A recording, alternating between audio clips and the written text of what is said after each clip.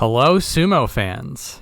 Welcome to craziness. So, about this time, I don't know, 15, 16 days ago, if we got in a time machine, we said Hoshoryu was going to win the Yusho, we'll be like, yeah, probably. Mm-hmm. If you tried to tell us how he won the Yusho, we would not believe. Yeah. But to give a little bit of credit, we were halfway through the tournament, and John says, well, there is one way in which Hoshoryu could become Yokozuna, and that would be as if he won in a playoff. And so ever since he said that, I was sitting there thinking, could that be? It had not entered my mind until John suggested it. So I feel like you get partial credit. I'll take partial credit. And you get partial credit for reverse psychology not picking Hoshoryu to win the preview show. I did say to everyone, I'm not picking Hoshoryu because I feel like I'm bad luck for him. But what I want in my heart is Hoshoryu to win and Hoshoryu to become Yokozuna. So I will take that partial credit as well. Wasn't that on your year for your 2025 year list? It was on my 2025 year list. Got it. So congratulations, Hoshoryu. Yes. It's been I think the latest step is that the Yokozuna Deliberation Council met and unanimously recommended him.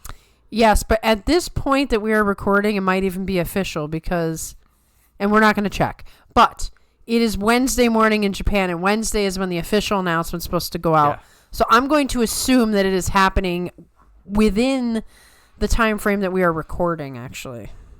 It'll be live. Yeah. So by the time this goes out, it will be 100% official. I think by this point, there's nothing's gonna stop this train. No, I actually read a couple of interviews and such, but we'll talk about that when we get to Hoshoryu, I think.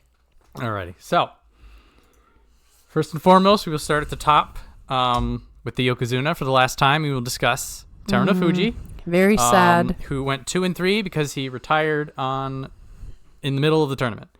And this was half expected, half feared that if he couldn't put it together, we knew coming into this. This was it. It was win, lose, or draw, or he's probably not going to be able to do this again. Because we knew he had one more tournament in him. Yeah, so we didn't. So the big question was, if he falls apart here, does he just try to regroup again, or does he just hang it up? And the answer was he hung it up. Terunofuji is a legend. 10 wins. Probably one of the best comeback stories in all of sports. Definitely in recent sumo history. When he was in his prime, 2 to 3 years ago, when he was fresh Yokozuna, his power was terrifying.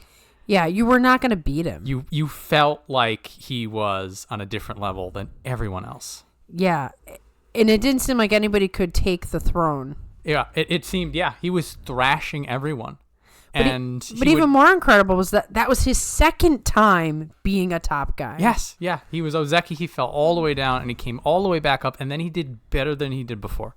It's such a good story, and I will remember just the way he just bodied people. Yeah, he would just get him in that vice grip get the elbows and just lift you like you were nothing. You were nothing. And you'd see these people in all the other matches, pretty good fights, decent sumo spirit, power, and then you go to Terunofuji and it is all for nothing. Right. It's oh, nice try. I have to say, there's been a lot of comments out there of people saying that he wasn't that great. He had a long, slow fade. It's similar to... Pretty sure people would have poo-pooed Kakuryu. If you came in to sumo and you only saw the Kakuryu who showed up every other tournament and got 12-3, 11-4. Yeah. Maybe you don't think he's that good.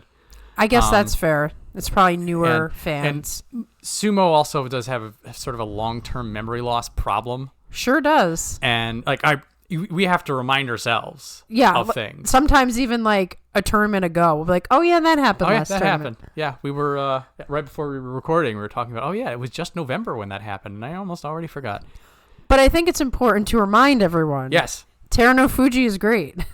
He is. Now, Dai Yokozuna has whatever permutations, but the definition of somebody with 10 wins, it's a short list. That 10th Yusho was incredible because he really was not even in that much better shape than he is now. it didn't seem possible for him to come back and do that. And somehow he gutted it out and he got it. He really could have been retired right then and there.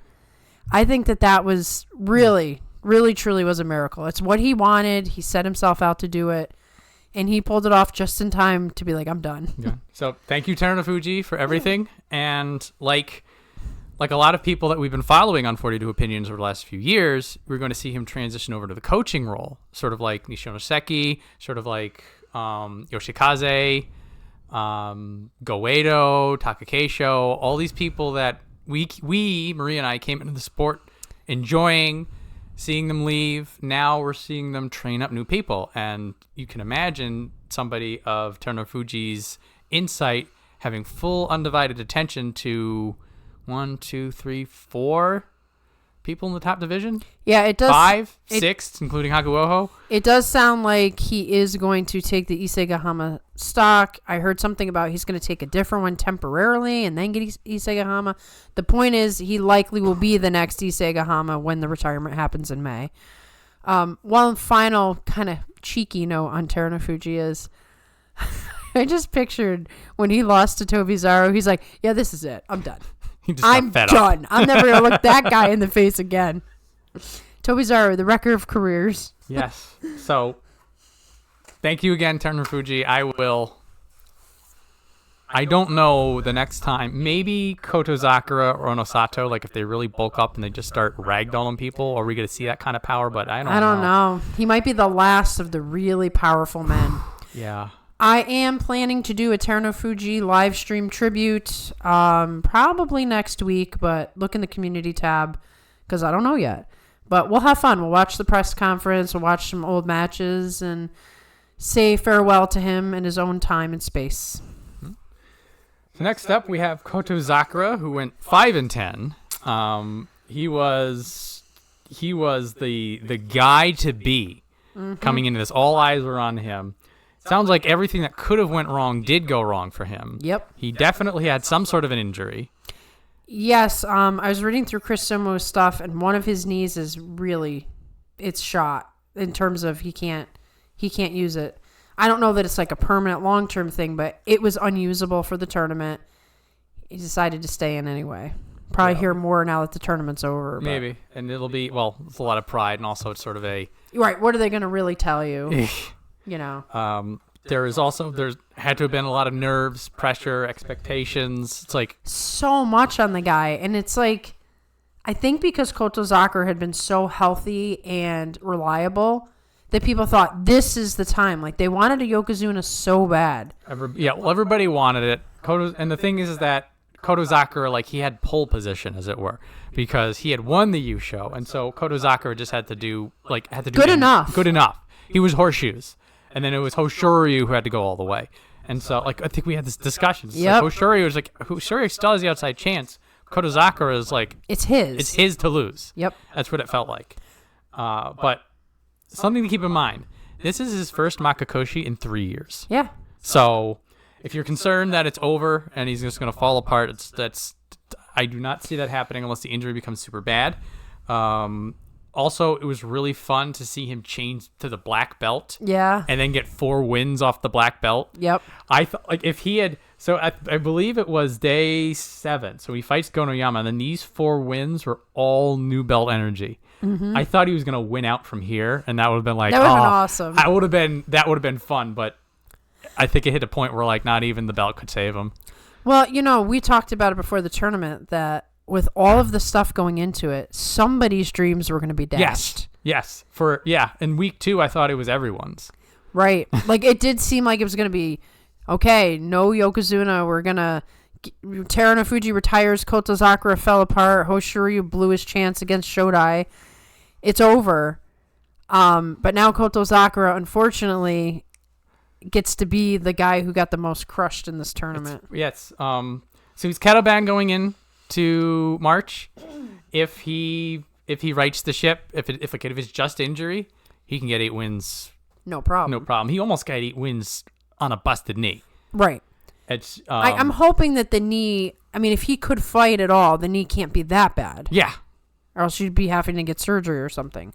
But this is what we've talked about in the past. Like, being Ozeki is really hard and really sucky, and going on a Yokozuna run almost always results in this when the pressure's on, because you can overtrain, too much stress, you're tense when you're practicing, things like that. It's prime for getting injured. So let's let him absorb this, understand it, internalize it. He knows how it feels now. Right. He knows what to expect. So sometime in the future, he'll get another U show. And it'll feel different the next time. And then from there, he'll be like, okay, now I know what to do. Mm-hmm. I'm still thinking he can build. I'm still thinking we can have 2, if not 3 Yokozuna. If he's healthy, it'll be fine. It'll be fine. So if anybody's concerned, if anybody wants to pull the panic button, don't pull the fire alarm. We don't need fire trucks out here. Just let them take the loss. Yeah, let him go into the little bit warmer weather in March. Yes. And just simmer on it. Yeah, just pop the leg up and watch some soap operas for a couple of weeks, and you'll be fine. Exactly. Who knows? All right, so Ozeki won West. Hoshoryu 12-3. I'll let you start on this one. Okay, so I did my reverse psychology thing. When he lost to Shodai, I was like, ugh, there's no way he's going to win out. No way. Loses to Hiraomi. I'm like, well, that's sunk. 3 losses, there's no way. John gives me this bone in the middle where he's like, but if he makes it to the playoff, it's more wins. And I'm like, that's true. But nope, it's not going to happen. And slowly but surely, it took until the final day for it actually to come to fruition. He owes Oho like a big pizza, a lot of beer. You know, here's his greatest rival, and he is the one who opened the door for him to get this opportunity. Oho gets the big macaroon. I think he should. He should be like, yo, buddy, come on over here. So I can't tell you. First of all, when I was watching it, I was getting heart palpitations. I'm not lying. I was actually getting skipping beats because I wanted it so bad.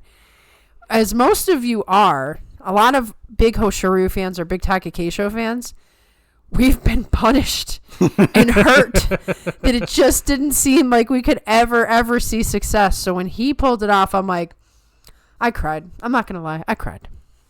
And I jumped up and down and I screamed like an idiot. And the people in my house were like, what is happening?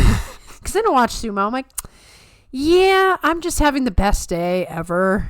And it was a good day for him to do it. It was a nice day for me to be able to mark on my calendar that Hoshoryu did this on 126. So I can't be happier. You can't upset me at this point. There's nothing you could say. John, take it away. So he did in the second week. It is very nice to say, here's Kinbozan, who's on a tear. Here's Onosato, 10-5, by the way. Here's Takerufuji on a tear. Say what you want. Him and Kotozakura have been going back and forth. And, you know, the truth is, Kotozakura could have pushed him into making a mistake. He could have. He did in the last tournament. Here's Oho. Beat Oho. His nemesis. He is turning that rivalry around. For a while, Oho had his number, and then Hoshoryu got a new number. Well, the new guy is Atamifuji that he has a hard time with. Yes, Atamifuji is now his new problem to work on. Mm-hmm. Again, here's Kirishima. Who had a good tournament. Dude, he beat everyone who had a good tournament. Like, you go to a lot of these people, and they're like, oh, yeah, he had a good tournament, but except he lost to Hoshoryu. Well, and here's the thing, right? Shodai is Shodai. I actually saw an interview, like, yesterday where Hakuho said when he was fighting, so it was an old interview, I just can't figure out Shodai. If Hakuho is saying that, just know that there's something weird about Shodai. And it was a good match. It's not like Hoshoryu made a mistake. I can't say that any of these matches were bad matches for him. Where in tournaments past, it's like, what was that? Like, what did you do with your foot? Or why did you make that choice? He was in every single match. Just these guys beat him. The 3 that beat him. They figure something out. And in terms of his sumo, Hoshoryu has been improving. He has been each tournament shoring things up. He hits harder. He moves faster. He's more accurate. Like, I think he blasted someone out this tournament. Yeah, I forget who it was. Doing that. But I was like, whoa, he really wants this. He really wants it. And so I feel like this is well earned. It would have been a larger discussion. If we didn't know. If we didn't know, will he? Won't we? We get to 13-2 in a 12-3 U show. How does it work out? I think if Terunofuji didn't retire, I still think maybe, and I'll tell you why. Because I did see there's a lot of talk about whether he deserves Yokozuna or not. And coming from being a Takerufuji fan, where Takerufuji was denied on a 12-3 U show with a Juryo show prior, but no playoff. I could be really salty and say, no, he doesn't deserve it. A 12-3 doesn't count. But here's the reality, right? These numbers are just numbers to set a standard to say whether or not you can produce Yokozuna sumo. Technically speaking, it's a 12-3, but he fought 14 matches. He won 14. Yes, he lost 3, but he has those 2 extra matches. So as far as I'm concerned, he satisfied the requirement. Like, what difference does it make officially if it's a 12-3? Like, a 12-3 without a playoff, okay, maybe that's not it. That screwed Takerufuji. But fighting the 2 extra matches and fighting them all, like, within 5 minutes of each other, he did what he was supposed to do. He showed that he is capable of being a Yokozuna. I really don't see why it's up for debate at all, quite frankly. And even if it wasn't him, because I am biased, I love Hoshoryu, if it was Kotozakura, I would have said the same thing. Like, 3 matches in a row, you won 14 total. Yeah, give it to him. I will. But Terunofuji retiring probably was a huge factor. Probably the hugest factor. But I think they would have been taking a big risk not giving it to him, because what we keep seeing happening is guy gets denied, then gets injured. No chance for Yokozuna again for 5 years, who knows.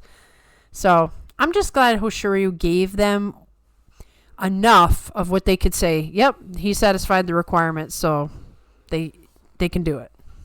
We have our newest, youngest Yokozuna, because he's the youngest. He is not well. He's 25. Terunofuji was in his 30s when he got in, and when we came in, Hakuho was young when he did it. He was like 21. He was a prodigy. Yeah.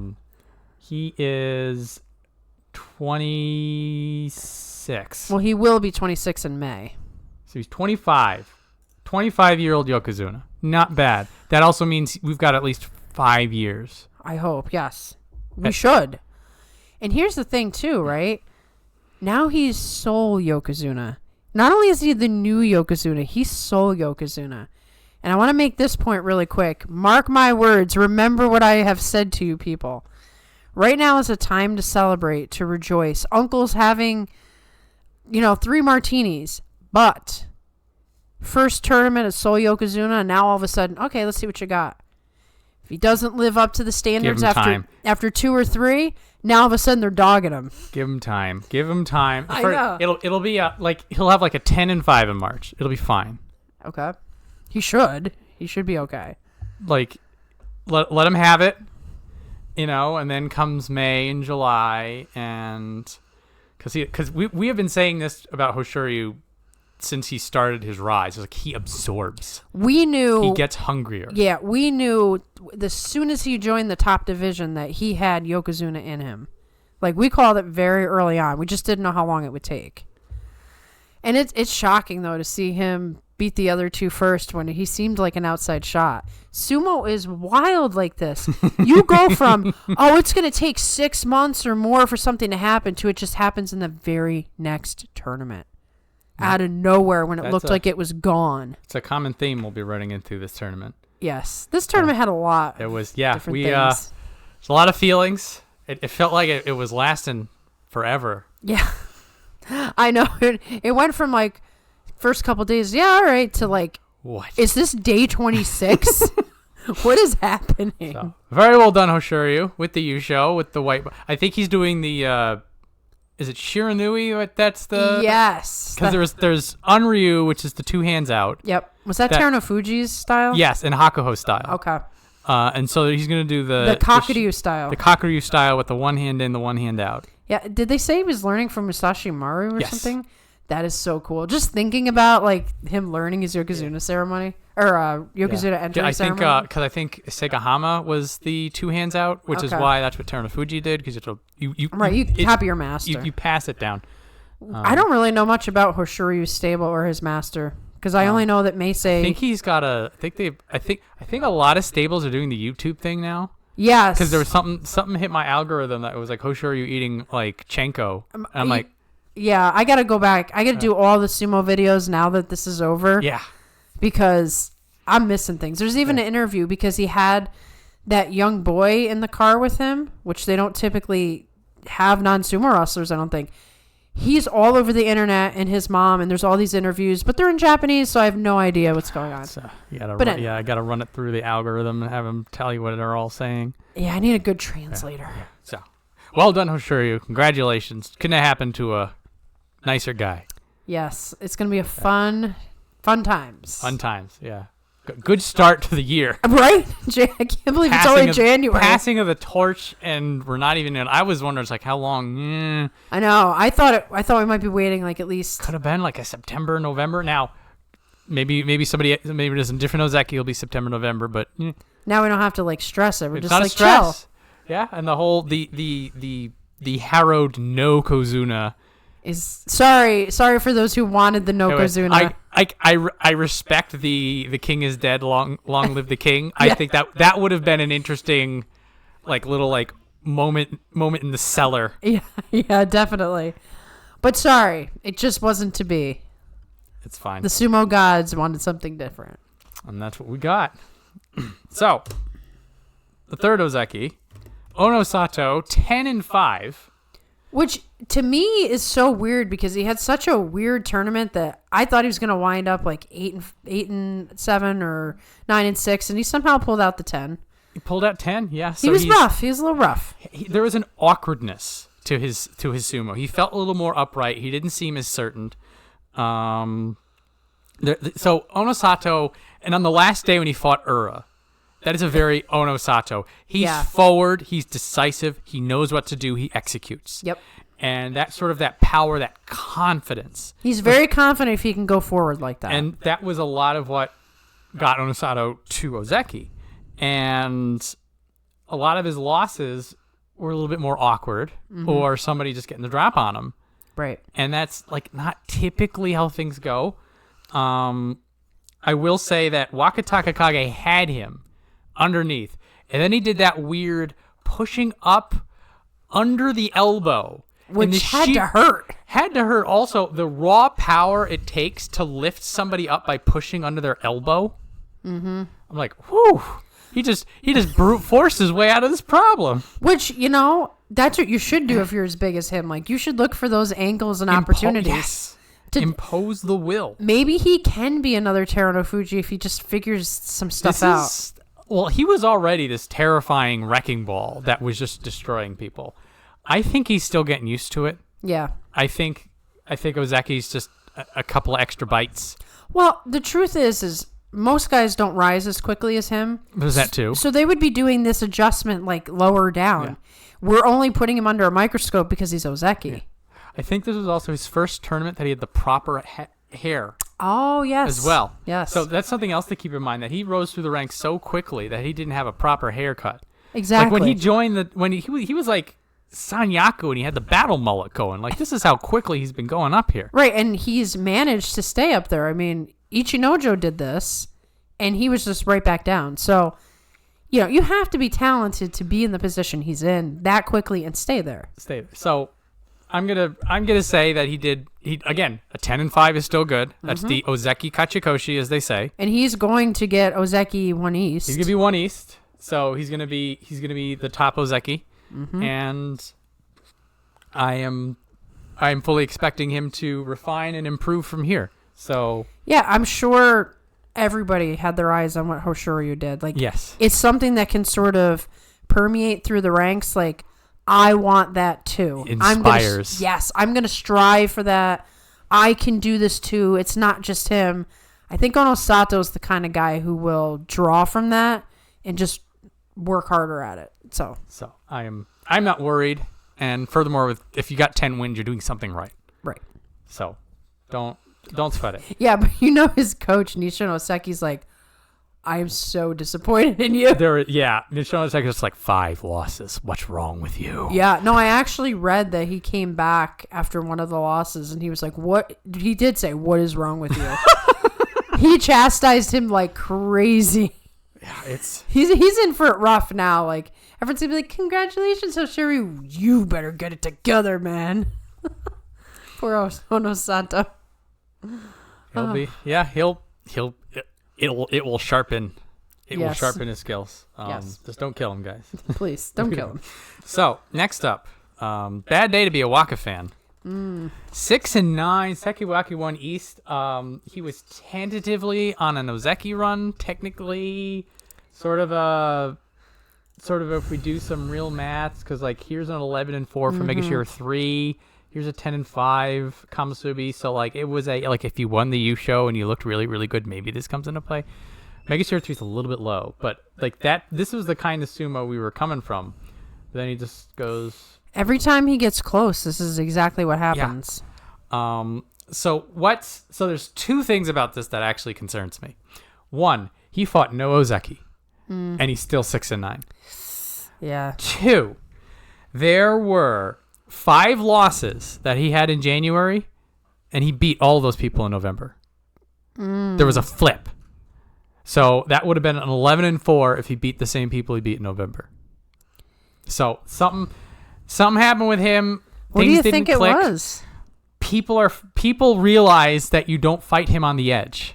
Right. People are like, if you lean into him, he does his uchari, he does the ring edge defenses, which by the way, Wakatakage is doing that stuff too, which I love seeing. Like when one of the brothers copies the other one's homework. Yeah. Because they just got to watch the other one. Like, yeah. I'm pretty sure Wakatakage was able to watch ringside. Yeah. Well, yeah. So like Wakatakage multiple times did a ring edge reversal, very Wakamotoharu style. Wakamotoharu is getting better at his supari and getting better at getting lower. So they're learning from each other. But there are people that they'll either hit him clean out, so like he can't even get to the ring. Yeah. Or he gets to the ring edge and they pull him. Like 4 of his losses were getting pulled forward. Which that is them reading him. So they're what's he? What do you do there? I guess you'd have to like. You can't be so straight on. He'd have to change an angle if they're going to try to do a pull. So they're learning how to fight Wakamotoharu. Mm-hmm. And now we're at a point where he's 6-9. He's back out of Sanyaku. He's had a rough go of it. Another crushed dream. Sekiwaki sucks. Sekiwaki sucks. I'm sorry. It's a bad it only gets worse the higher up you get. And then it's a little easier with Yokozuna, but not really. Yeah, like the greatest moment is when you hit Maegashira 1 before you've tasted Sanyaku or anything else. Because it's like, I'm rising. Once you get up there, it's like, yeah you're just going to get punished and suffer. So enjoy Maegashira 1, okay? So, unfortunate that actually both of the brothers are not going to be in Sanyaku. But for Wakamotoharu, it was, I looked at, when I was doing the analysis, I'm like, these things were lining up for him, and it still didn't work out. With the way this looks, they might be in similar. They'll be 1-2 together. Yeah, I'm thinking that because Komasubi won West with a 7-8, and Sekiwake with a 6-9. They're going to be right next to each other. Yep. Maybe that'll help. Maybe some Waka energy. I mean, Wakatakage, we'll get to him. He didn't look right at all. We'll get to Wakatakage, but for Wakamotoharu, back to the struggle a little bit. Maybe the injuries came back, but he seemed fine.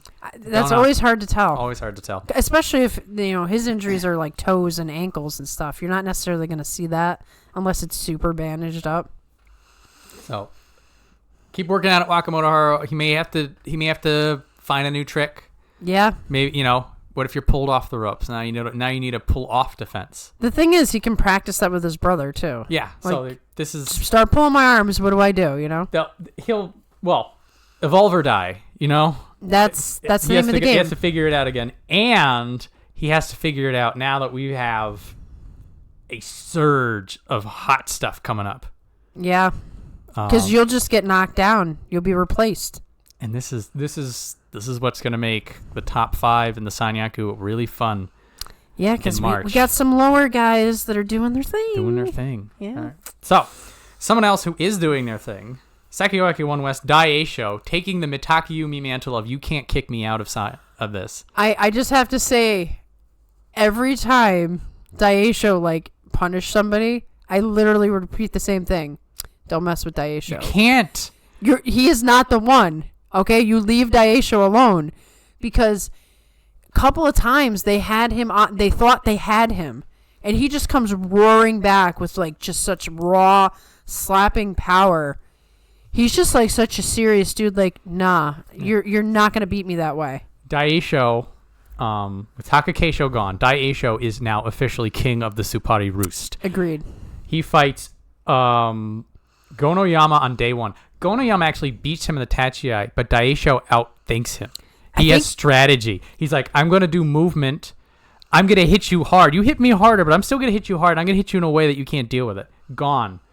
The last day, Abi works through Abi. Abi gets him moving back. Daieisho reverses the tide. And Takerufuji. That was the one. Takerufuji. That was the one where Takerufuji hit him so hard, and he had him on the edge. And I was immediately thinking, "Oh, you're so young. You don't understand. He's about to come back." Yep. And again, here's Takanosho. Yep. No joke. Here's Wakatakage. Really strong. So he's on top. Oho gets one in on him, and that's all Oho. I'd say Oho had a hell of a good time. Yeah. So Daieisho is king of push sumo right now. Yeah. He really just seems to bring strength out of nowhere. Yeah, and he's just hard ass. He's a hard ass. He's a badass. And he got 11-4, surrounded by a 12-3, a 10-5, and another 11-4. Mm-hmm. Not easy fights. He found the wins. He impresses me every time. So, I love this Daieisho. I will say, because everybody, I think, like, even on day 15, people are like, ooh, Ozeki run. Something to keep in mind, a big asterisk on all this is that this was the January tournament, and Daieisho does his best sumo in January. That's his tournament, yeah. So, now I for one would love to see Ozeki Daieisho. I don't know. Of course. I don't know if I'll see it in my lifetime. That might make me cry of tears of joy. But if we see a 9-6 and 8-7 out of him in March, don't worry. That's kind of, I feel like, I don't know for sure, but my gut is telling me that's kind of Daieisho, where after he has one of these great tournaments, there's a little bit of a lull after. Pulls it back a bit. Doesn't necessarily mean a crash out, but, yes. I mean, he's taking a lot of impact. He is taking a lot of impact, yes. And by the way, Daieisho, please prove me wrong. Right, go on an Ozeki run. Yeah, so he's an 8-7 in November. So that's at 19 wins, so he needs 14 to get to that 33, which would also come with the Yusho you'd need. So Daieisho, just go 14-1 in March, no big deal. Yeah, I'm sure you'll have Yusho hangover first time Yokozuna. Yeah, I'm just saying, doors open. Anyway, well done, Daieisho, a pinnacle of sumo badassery if ever there was one. Mm-hmm. Right, so Abi, 7-8. These 4 losses hurt my soul. I know, because he was having a great tournament. He was 7-4, and he dumps it. You know, though, we said before the tournament, I want to give us more credit. Watch Abi. Oh, God, yes. Be wary of Abi. He's one of the 3 you need to worry about. Yeah. Here he beat 2 of the 3. Did he not fight Hoshoryu? I thought he did. Huh. I guess he did. Oh, no, he didn't. As a matter of fact, there was a big discussion for day 15 if they were going to give him Abi or Kotozakura. You have to give him Kotozakura. I mean, that was the thing. This is the Ichinojo thing, or the Aoyama thing. There was the Ichinojo thing where he never fought Hakuho, even though he was in the Yusho contention. Yeah. It was Same Ichinojo thing. and Haku. It was Ichinojo and Hakuho, and Ichinojo never fought Hakuho, but Hakuho had to fight Kakuryu on the last day because it's Senshiraku. Yeah. And so, like, back then, I learned it's just like the last day. It's the top 2 people. They fight each other. It doesn't matter. You know what's funny about that, though, is it made me give a little bone to Kotozakura, too, because say he had to fight Abi, although Abi was going downhill here, but Abi's the kind of guy he could have crushed some dreams, man. I am so glad. I mean, here's Atamifuji. You know, here's Onosato. Here's Kinbozan, by the way. Yep. So he got a lot of important wins in terms of the Yusho race. The guy who tanked his tournament was Shodai, Mr. Other Chaos. That's kind of poetic. Yeah, he had a bit of a fade here. So yeah. Shodai, like when Shodai decides to be an Ozeki, you're just in trouble. Yeah. Takerufuji. That's a tough fight. This is the one that he did the weird trip Tachiai. He tried some funky mess and it backfired on him. Right, because he was worried about getting blasted on the Tachiai. That's what happened there. Yeah. And then he was fighting Takayasu the next day, and he gets weird loss of balance. So, like, something hit on these last few days. And Daieisho is Daieisho. And you need an A game for Daieisho, and right, he is superior to you in this Supati game. So a little rough to go from 7-4 to out of Sanyaku. And beating all these Ozeki and, like, Yusho contenders. Yeah, but it's a rough day. It's a rough day up here. He needs a birthday cake. You know? Yeah. We knew, like we said, people were going to have their dreams crushed. Yeah. You can't have all these guys doing great. I think he'll be back. And Sanyaku, you put him low enough and he just bobs back to the surface. Right, because he doesn't belong in the Maegashira ranks. Not really. It's just holding. It's only a 7 and 8, though. He's out. No, he's out, but he probably won't go that far, right? He'll be one. Yeah, one. Maybe 1 or 2. There's 2 spots available for one, so that's easy to come back if he has a good tournament in March. So yeah, we'll see him again. It's just a little disappointing. A little disappointing. It's a bit of a bitter pill, as they say. I wanted to be able to say something totally different for Abi at the end of this. Like I expected with the way he was going, maybe 9 wins, 10 wins, and we could talk about Abi the giant slayer. And now it's kind of like, yeah, he did some cool things, but then he got a Makikoshi. Rough luck, man. Yeah. So, rough luck also for Wakatakage. Also, rough luck for the Sunday Morning Sumo Show, who get both of their best boys at 7-7 fighting each other on the last day. Rough. Shout out to Sunday Morning Sumo Show for quality entertainment and a dedication to the sumo community that is unrivaled. Yes, you may have also heard them on this show when Goose made an appearance at the live streams last week. We should put a link to Sunday Morning Sumo Show somewhere. Yeah, give it a comment in the comments description. The about section. They deserve it. All right, so Wakatakage, 7 and 8. But the positive spin is we have been wanting Wakatakage here fighting these fights for a year. Right, he's finally here. He's here. So not the results we were hoping for. Like as the fanboy, I'm like, okay, get back to Sanyaku, and then you go higher. Then you go on the Ozeki run. That was the dream. That was the hope. We didn't get that, but we get to see the exciting.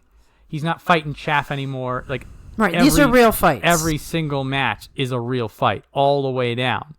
So, do you think that's what it was? That he wasn't quite ready, or just bad tournament? Bad tournament. So something else to keep in mind is also there's the rising of quality across the board. I think also this time last year when we had our struggling Mitakyumi, Shodai, Ozeki, Takakeisho's injured, just trying to hold it together. Everybody's looking around like Terunofuji's in and out. Terunofuji's in and out. Like we're getting flashes. Like we get the Hakuoho comes up and then gets injured. Then we get the Takerufuji comes up and gets. Oh, that was March, but you get like even and Wakatakage was gone too. He was gone. He's gone. So a lot of these people, Sanayama gone. A lot of these people are like, we were looking for the next best thing, but it wasn't there yet. But like now the next best thing is here. Yeah, it's funny because there's been a lot of chat about, why can't these guys consistently win tournaments and things like that. And Terunofuji made the statement a while ago that this is like one of the best crop of sumo wrestlers. And I scoffed at it and other people scoffed at it. But then I got thinking, maybe it is, as an overall body, a more talented group. And that's where the inconsistency comes from, is that you don't have just two to four really awesome guys, and then everybody in Maegashira stinks. There's always someone new coming up who's capable of winning double digits. Do you want to talk about evenly matched? Come sail with me. I 8 will. and 7, 7 and 8, 7 and 8, 8 and 7, 8 and 7, 6 and 9, 8 and 7, 9 and 6, 6 and 9, 7 and 8, 8 and 7, 7 and 8, 8 and 7, This is what evenly matched looks like. Exactly. It isn't like the top guys. That's why you get the top guys getting 12 and 3s and stuff. Yes. The guys that are mixed within are very talented and very. Yeah. The big difference between some of their talents is literally consistency. It's consistency. Or you woke up on the wrong side of the bed. Tough. Yep. Tough. You got to call. Your aunt got married. And now your mind's somewhere else. You're somewhere else. Or maybe you're motivated, and that gets you a little extra something, Right. That is the difference between some of these fighters. So, like, I do understand that people want the era of dominance, and we haven't really had that for a little while. Maybe we're going to get that soon. We're shaping up to get that. And so if you look at a lot of this stuff and you see a lot of people, all their fun, nobody can hold on to Sanyaku. Nobody's going on a run. And all this stuff. Okay, I get that. Right. You also, like, this is also why, like, whenever anybody like that shows up, like Takerufuji, like, everybody got on that train. Oh my God. Right, because we've just seen so much, like, gap up at the top. But if you think about maybe 5 or 6 years ago, even the styles of wrestlers, it was bigger guys and a lot of blasting out. I mean, a lot of these guys can do 17 different throws. Even Ura, who's not at the level of the higher guys, is super, super talented. And Takerufuji can send you flying into the sixth row. I get that they're looking for the next Hako. They're looking for the next Taiho. They're looking for the next, the Mongolian dominance, like Hoshoryu, just tearing people apart. We may get that soon. And that is that's like that dynasty feeling. It's a good thing to have a king, like you said. Yes. And so this is a different brand of sumo. This is this is the evenly matched. This is in the battle of equals, the one with the greater will shall win. Yep. Different energy. So like, if you order chocolate ice cream and you get cookies and cream, I get it. Some people look at it and they're like, "This is not what I ordered," and they throw it at you. And some people look at it and be like, "I'll eat it. It's ice cream." Exactly. So just keep that also in mind. And we're gonna wrap that all up for Wakatakage, and we're gonna say that at a 7 and 8, it proves that he belongs in the top. He belongs here. Right. One, mishap with Ura or Ichiyamamoto and turn that around. It's an 8 and 7. Yes. So. Yeah. And also something else to keep in mind. Here's Oho. Here's Hoshoryu. Here's Daieisho. Here's Kirishima. Here's Onosato. Here's Kotozakura. So 6 of those 8 losses are against the best of the best, and also people who are kicking butt. Right. And when you have to do this for 2 weeks where you're facing everybody, especially in the first week, if they crush your spirit in the first week, it gets hard. It gets hard. So, to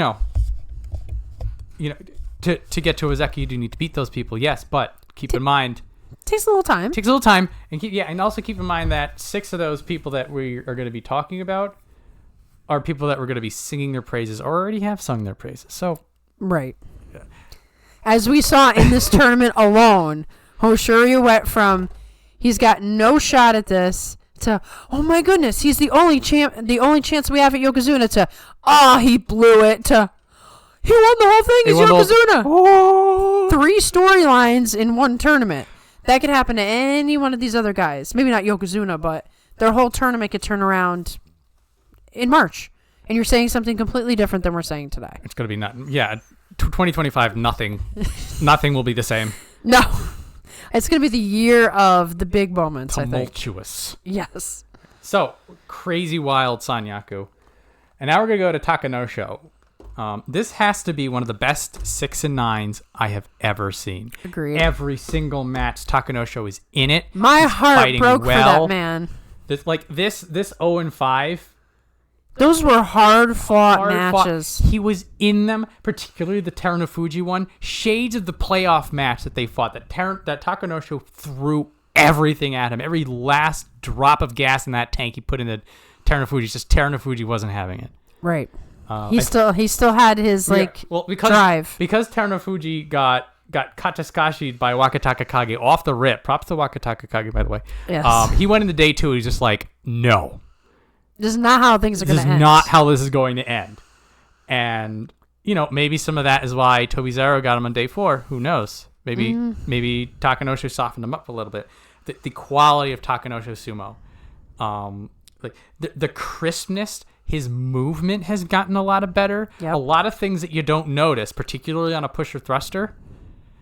He's fighting smart. He's fighting angles. And a lot more confident.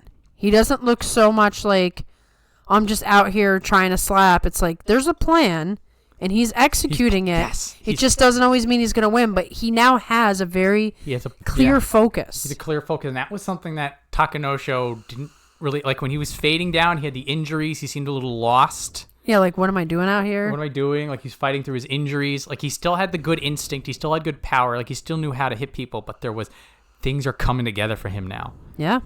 And I'm sure it's the superior coaching. I'm telling you. It means something. It means a lot. You have particularly when you hear about Takakeisho and about how like he was just 100% dialed in on what he had to do. Wasn't talking to anybody else. He would he inevitably you pick things up hanging out with him, but now he's sitting on that cushion watching you do Supari, and you're like analyzing every move you make. It helps. Yeah. It helps. So not good enough to get back to Sanyaku yet. But hopefully he learned a lot from this and can fine-tune. Fine-tuning. He's going through a resurgence. He's hitting his second career. Yeah. In that way, sometimes you have people in sports, like they go somewhere, like the Robbie Lawlers, they lose their way, and then it just snaps back, and then off they go. Right, and they just have like a better career in their. I mean, even Tamawashi winning like 3 Yusho later in his career.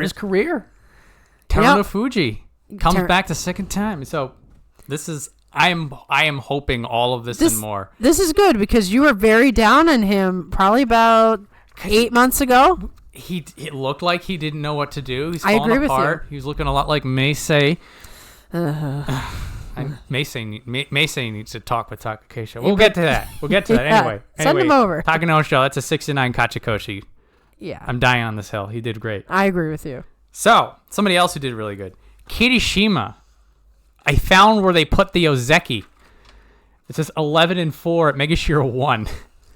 And right at the end, like if he won against Kinbozan, he's in that playoff. Yeah. I mean, it came like that 11-4 was almost a 12-3. He was so close. So close. So we see these opening 3 losses, and we see the 0-3 in Kirishima. It's like he's still trying to figure it out. Yep.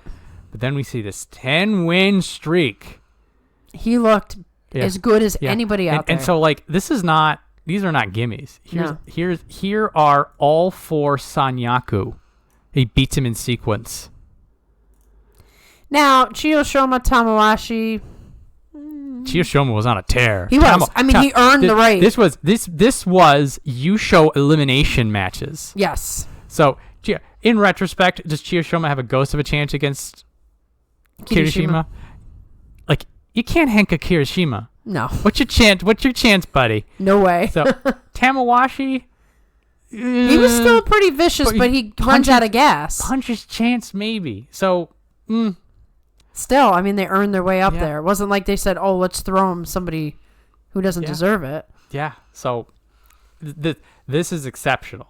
I am one of the few people who beat Oho. Yes. Oho, who is also 12-3.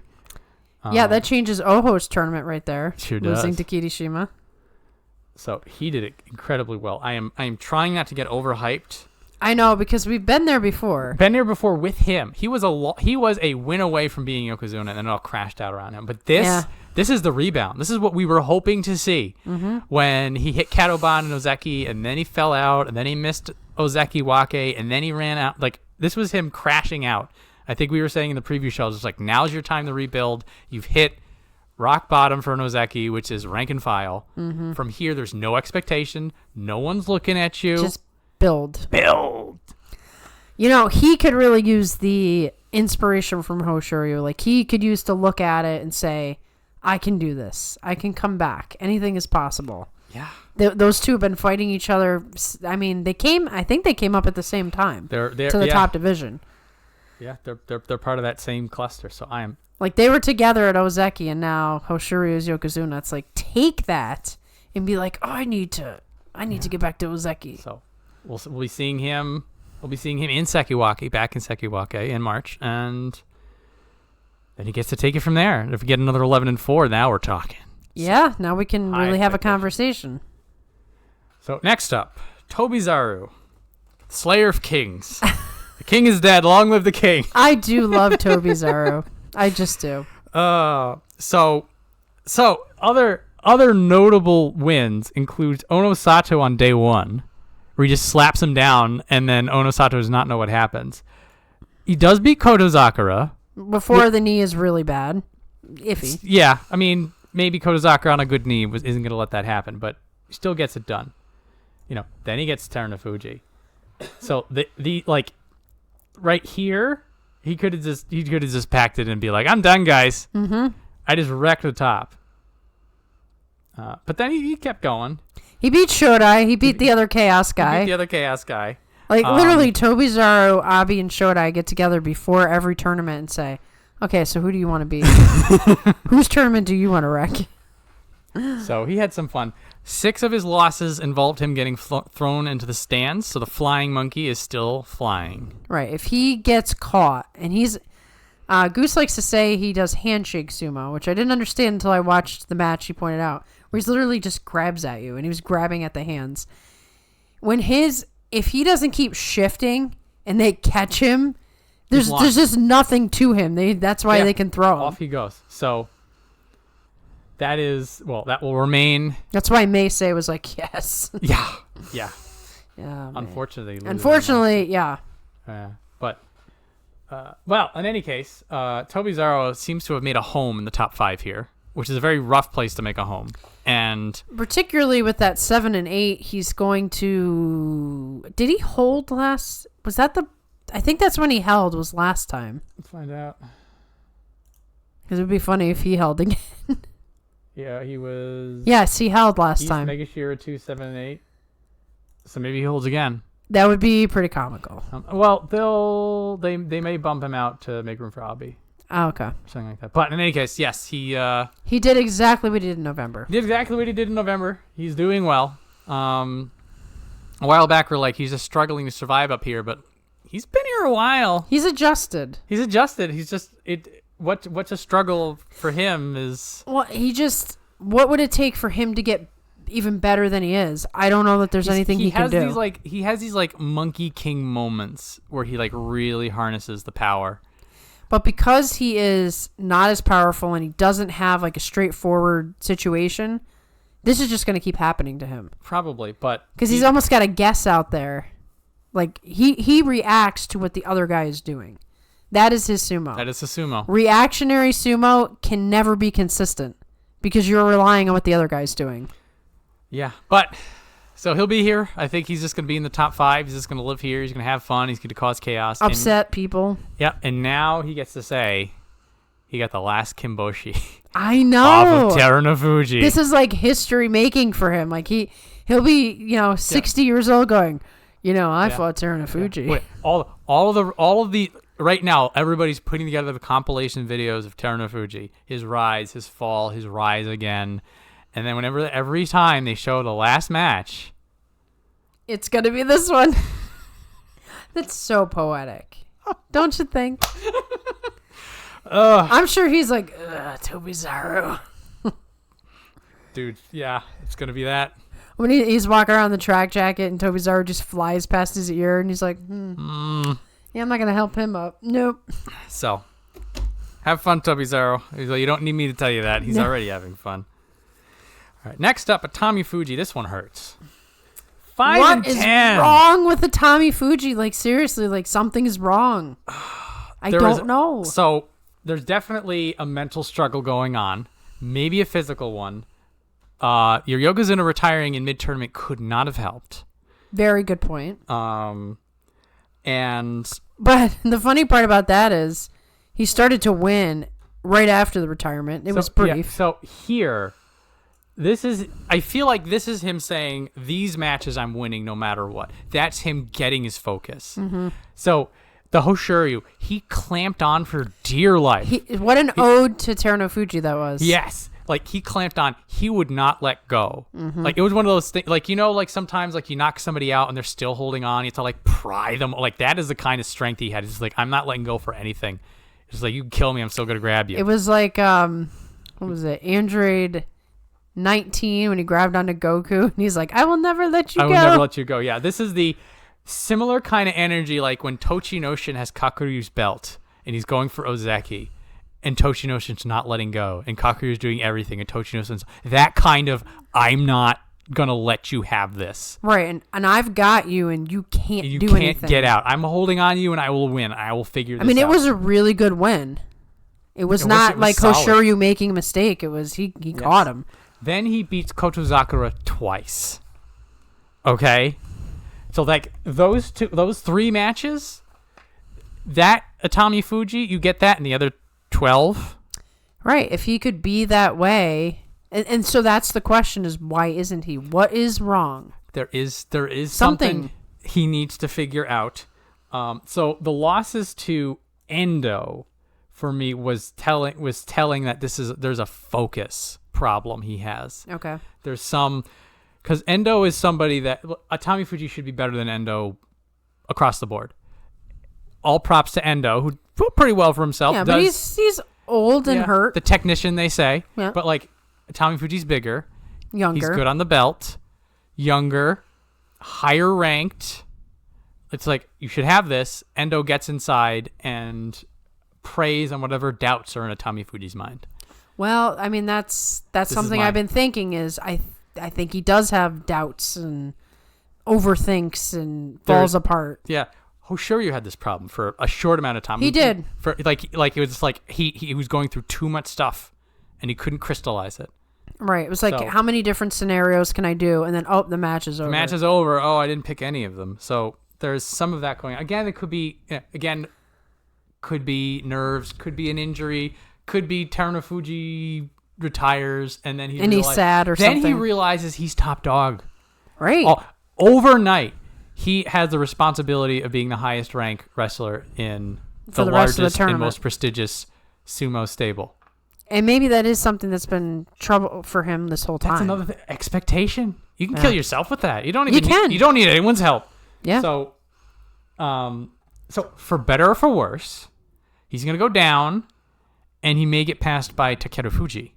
Yeah, I was thinking that. I didn't do the math on this, but they may give Takerufuji a bump. But the point here is that he's still figuring things out. It feels like there's a step back, but now there's also proof. It's just like he can do this. Right. To win those 2 matches, it shows you what he's capable of. When he can manage it. When it all fits together. Mm-hmm. And I mean, that mental thing, like you can spend your whole career chasing after it, or you figure it out when you wake up in the morning. Right. There is a level of will mixed with focus. Like you have to try. It's hard to fight your demons. It is. You have to have such an iron will and a focus on how to do it. And that's hard. Period. It's a rough time. But Atamifuji, I have full confidence in your future. Again, he's a young one too. Right. I think he's only 22 20, like all these kids, these children. I know, right? They are totally children. It's crazy. So, because they definitely look older. Yeah, and it is. I am. Yeah, a little bit of wishful thinking that maybe you need to step down and have to step back up. Sometimes that works. Sometimes you just hit the wall and nothing you do. Look at Kinbozan. He went to Juryo. Oh my goodness, yes. Yeah. What happened in Juryo? Yeah, sometimes you hit the wall, you can't climb it. You need to take your hands off it. You step back. You're like, okay, what am I doing? So maybe this is his moment. All right. Better luck next tournament, please. Gonoyama, Megashira 3 East. 8 and 7. Really benefited from that Fusen, huh? Gonoyama's luck streak becomes increasingly suspicious. And not saying he's got a man on the inside. But it is strange how many Fusen he gets. He gets a lot of Fusen. He also gets Midori Fuji on the last day. Yeah, I was a little surprised by that. So, sometimes it is just better to be lucky than good. The Japanese would say that luck is also skill, right? Luck is a skill. And it is one of those things that, luck sometimes is just you being in the right place at the right time and you got yourself there. Right. If you didn't put yourself there, you take advantage of luck. Can't take advantage of it. He doesn't beat Tobizaru on day 14. It's not 7 and 7. So True. I don't know, but hell, I'm gonna say Gonoyama is a lucky boy. He sure is. He does get the Fusen, but I will say that he is beating people around him. Here's Umi. Here's Atamifuji. Here's Wakamotoharu. Tobizaru. Here's Tobizaru. So, and this is when you're at this point of the meat grinder. Just to survive, you need to be able to beat the people around you. And then if you want to climb, you've got to beat the people above you. Right. So Gonoyama is surviving. I really wish we could have seen him fight Terunofuji, though. It would have been nice. Ah. So, and I'm mentioning about the beating people above you being the next step. That is his next work. Because here's Daieisho. Here's Hoshoryu. Here's Kotozakura. Here's Wakatakage. I think first he needs to start conquering Daieisho because he's a similar fighter to him. So if he can increase his strength enough to take one off of Daieisho, it's like a step in the right direction. Yeah. He is. So the Sanyaku and the Ozeki repeatedly have his number. He did get one on Wakamotoharu, but everyone else got him. So that is, if he wants up there, if he wants to get higher than this 1 to 3, that's his next task. Right. Here's your homework assignment. Well done with the 8 and 7 on the last day. Is it luck? Is it skill? Who cares? You got it. You got it. You got it. All that matters is the end result. So I think we are seeing an improvement in his power and his focus. He's the charging bull matador stuff is not happening nearly as often. Right. I think I can't remember which match it was, but it looked like it was headed like that. And he just followed. He's sticking to people. Yes. That is a mark for mark improvement over what he was doing. Right. And it's good to just see that. It's frustrating when you watch a guy lose the same way over and over again and never adjust. It's like, come on, man, you can be better than this. But, so for him it is, okay, now you have to figure the Sanyaku out, because if you can't figure them out, you're never going to get more than 7 or 8 wins. Right. You are going to continuously be 8 and 7, 7 and 8. Yeah. Which, looking at Tobizaru, looking at Ura, it's not the worst place. They've kind of made a career of it. They made a career. Yeah. So you can make a career here. Right. You can join the two. Being one of the top 15 to 20 sumo wrestlers in the entire world, it's not a bad place to be. If Gonoyama has aspirations for more.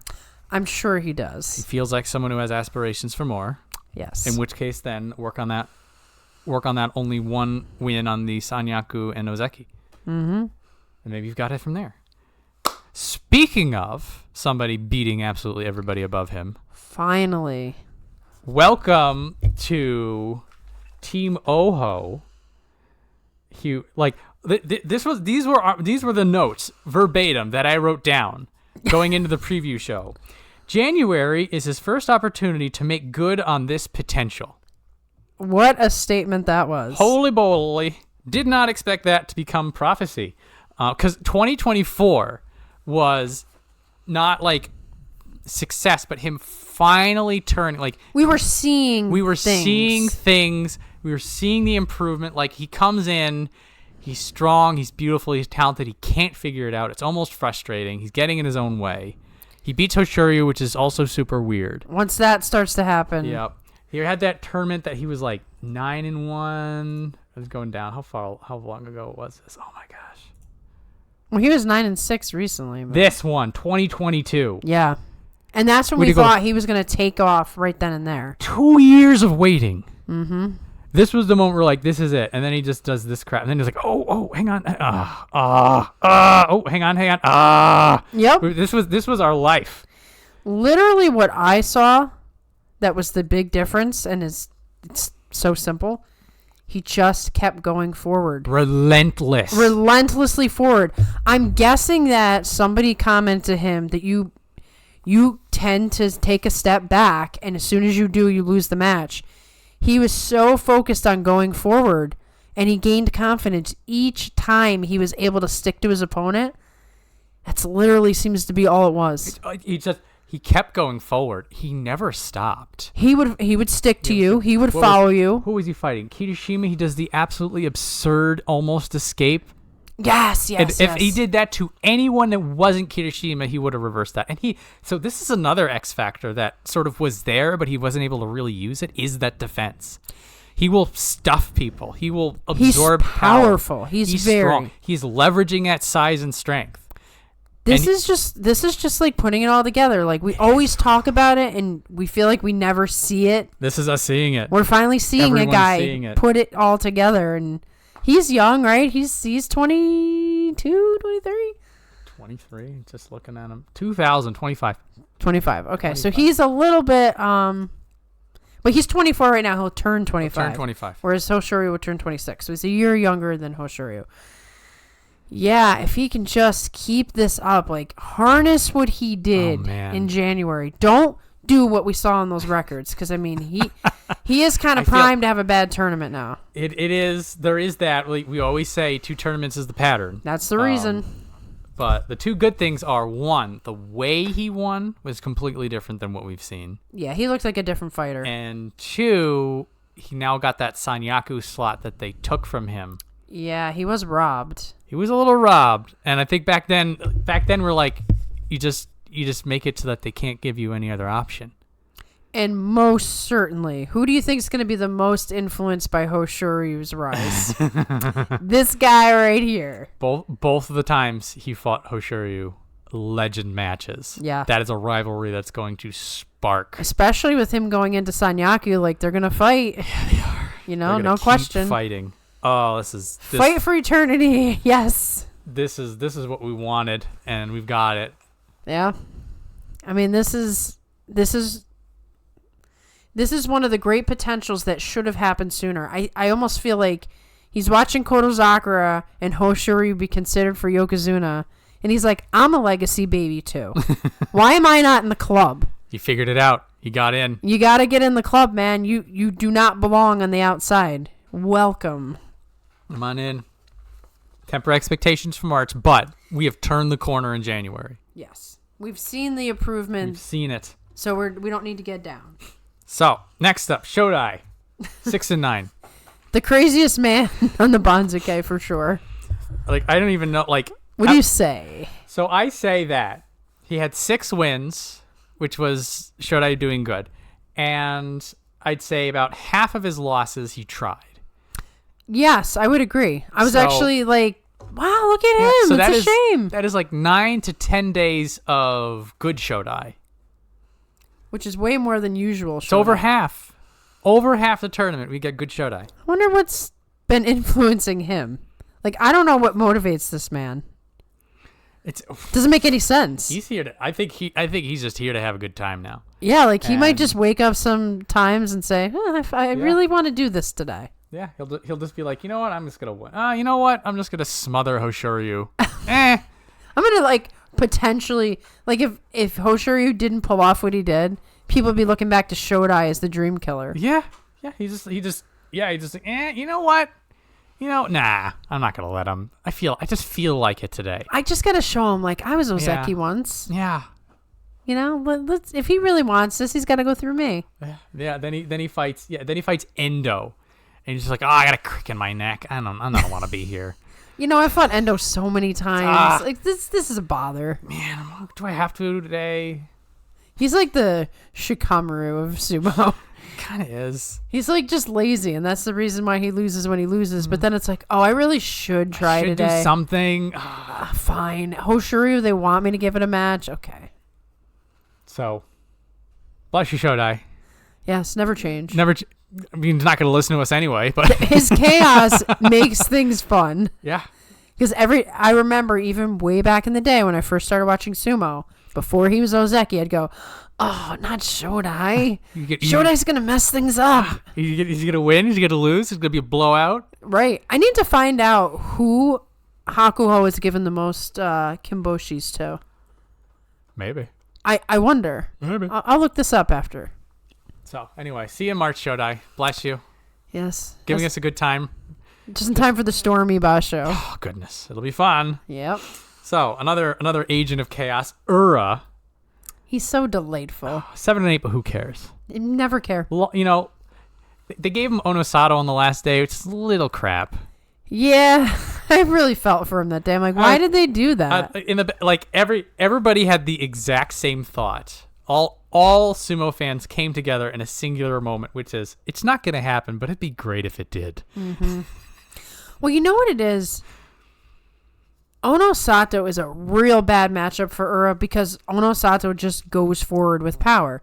When Ura tries to go really low, all he does is just put his hands on top of him. Yeah, he just... There's nothing Ura can do against Onosato unless he... I mean, he could do his little dance around, and we know that Onosato can't handle angles. Yeah. But it was funny because Onosato just like charges at him. Ura goes flying out, and then Onosato catches him. Yeah. And he can look over to Ura, who turns behind him, and he's just like, "Thank you." Yeah, Ura gave him like kind of like a little smile, like, "Oh, that's nice of you." Nice of you. It's like very, very Ura moments. When Ura retires, the stories that man is gonna give. Oh man, that is. He's gonna have a YouTube channel.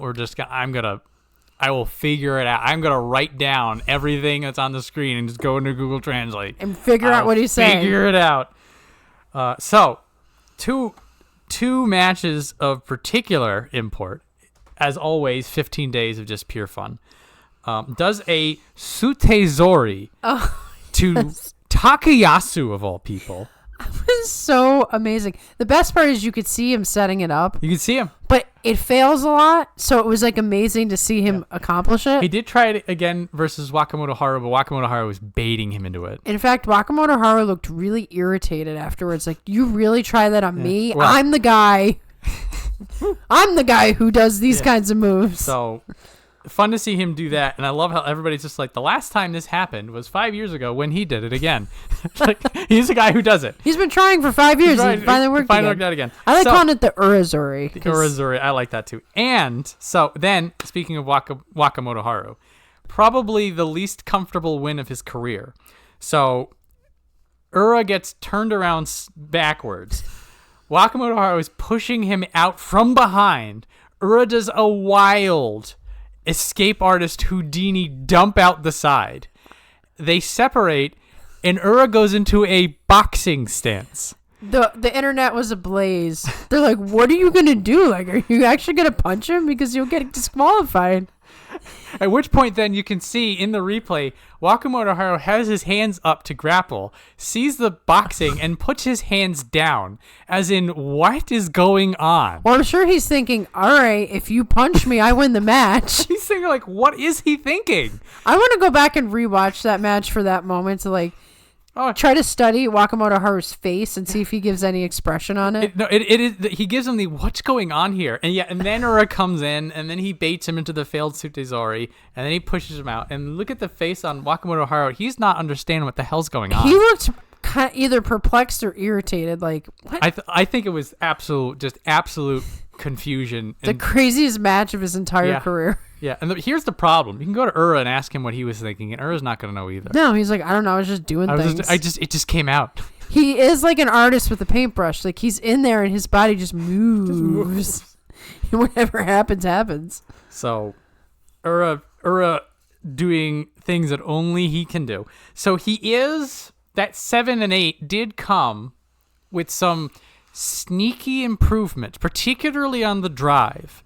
He's got this cannonball rugby tackle thing he's been doing, which will destroy people. Mm-hmm.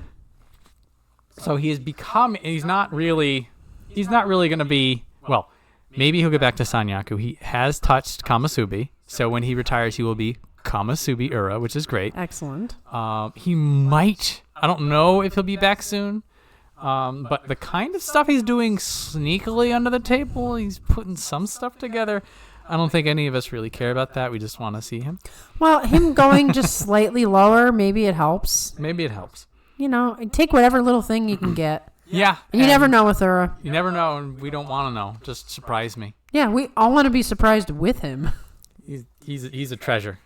A sumo treasure. Thank you, Ura, for your 15 days of bliss once again. Yeah, I mean, how happy are you when you see that pink Mawashi come into the ring? You're like, there it is. Yes, there's the match I've been waiting for. Like, there are those some days, I'll say the down days, where you're just like, okay. Everything stinks. You're just like, okay, it's a Yurikiri. Okay, it's an Oshidashi. Okay. You're just like, okay. Hanka. Slap down. Yeah, you're just like, okay, it's another, they can't all be bangers. But then you see Ura, you're just like, all right, wake up. Let's go time. All right, sip of coffee, let's go. This match may take a while. Who cares? It's Ura. Yeah. He'll do something for us. He'll do like a headstand in the middle of the ring. Oh man. So Hiradoumi, Megashira 5e 7 and 8. I think honestly this is a positive 7 and 8 because he was looking a little rough at first. And he kind of pulled it together. I guess if you look at the end, he fell again, but those 3 days where he lost, I thought, oh man, he's going to have a horrible tournament. He had a rough start and he had a rough end. Yeah. I think he sort of figured it out, and then either other people figured it out, or then he sort of regressed a bit. Well, he's smaller, right? He's smaller. Weight-wise, yeah. So if he's not careful, he can get blasted out by the bigger dudes. So Gonoyama, Takayasu, Ichiyamamoto. I was surprised by the Ichiyamamoto match. All three of them basically did the same thing, which is that they used their power to get rid of him. Yeah. He was overpowered. Hakuoho, for that matter. Yeah, he was overpowered in the matches he lost. So Hiradeumi's rise, and then what got him in the Sanyaku, was that he was able to work right through it. Mm-hmm. So he brought his own power. He does have that blistering Tachiai. And even if somebody overpowered him, he would put the pace on so that they couldn't build an advantage, and he can build his own. And that was still here. Also, parry slapped at him, Hoshoryu, very nice. So the wins that he got, here's Nishikigi, a bigger guy. This is like the textbook Hiradoumi win. Nishikigi, bigger, stronger, but he works through it. Nishikigi is a little slower these days. He is a little slower these days, but he's still strong. Right. So the 7 and 8's, he's sort of drifting further away from Sanyaku, which is from the long term a little rough. But like you said, that he's still 7 and 8, which means he's still in the pace. He showed great spirit. Even like some guys their whole tournament would have been sunk. He just never. I just felt like he never gave in to the despair of it. Yes. And that was the part that was encouraging more so than the record. Because on that day, what was that? 1, 2, 3, 4, or 5. On day 6, before he beats Ura, I thought, man, he looks really just... Things are falling apart. Also, like, he's not fighting the people that are, like, you would look at, you'd look at somebody who has to be like, here's Hoshoryu, here's Onosato, here's Kotozakura. Right, It's like, of course your first 3 days are going to be bad. Like, he's fighting... Chiyoshoma, who turned out to be awesome. Takayasu, who's doing all right. Yeah, like you said, Ichiyamamoto, breakout tournament for him. Right. I mean, maybe some of this was bad luck. We talked about the bit, good luck. Yeah. Maybe bad luck maybe for he has him. a little bit of... I mean, he already had bad luck because he had like a 10 and 5 at Kamasubi, and then he didn't change his rank at all because there's nowhere for him to go. Yeah. And then he gets a 7 and 8 in the next tournament, and they kick him out. It's like, that's bad luck. So maybe Hiradoumi has a bit of a hex on him. Right, we got Gonoyama with the good luck and Hiradoumi with the bad luck. That's what it is, but... We'll see. 7 and 8 still in there. He's not going to go much further down, and he may even hold. But 7 and 8 still... Oh, that's going to be fun once again with the Banzuke.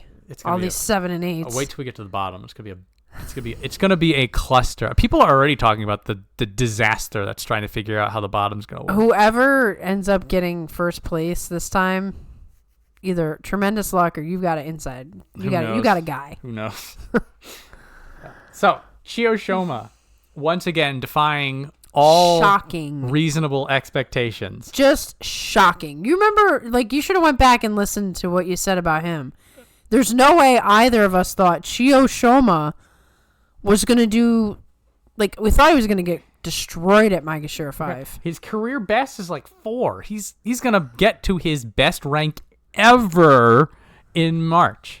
And we were just like, oh man, it's just good to see him up here. He's gonna get thrashed, but who cares? And he was like Yusho contender until things started falling apart. 1, 2, 3, 4, 5, 6, 7, and 0.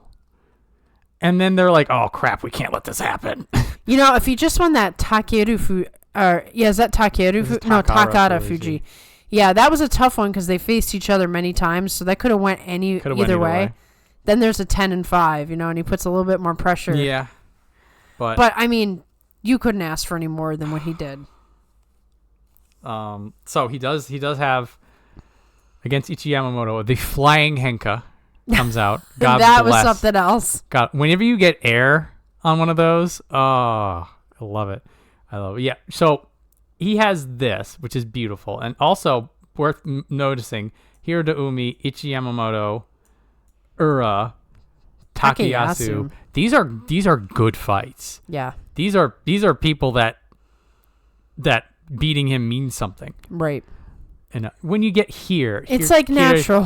Here, Sanyaku, Ozeki, former Ozeki. Of course. Also, he's in the Yusho contention. The Yusho pressures on him. Yeah. It's fine. He's gonna fall out. No, he probably was deal. like taking a nice deep breath at the end of that.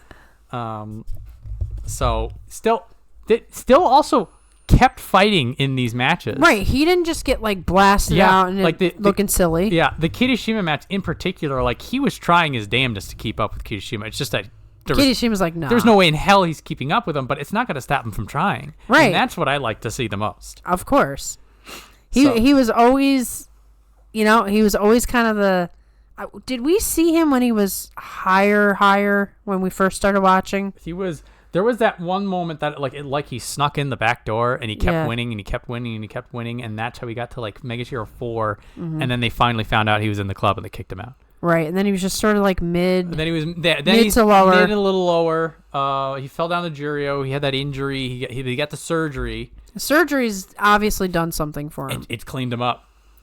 He's back and better than ever. You almost wonder if there was some sort of injury protection. Some of these guys could get surgery. Like how different things might be.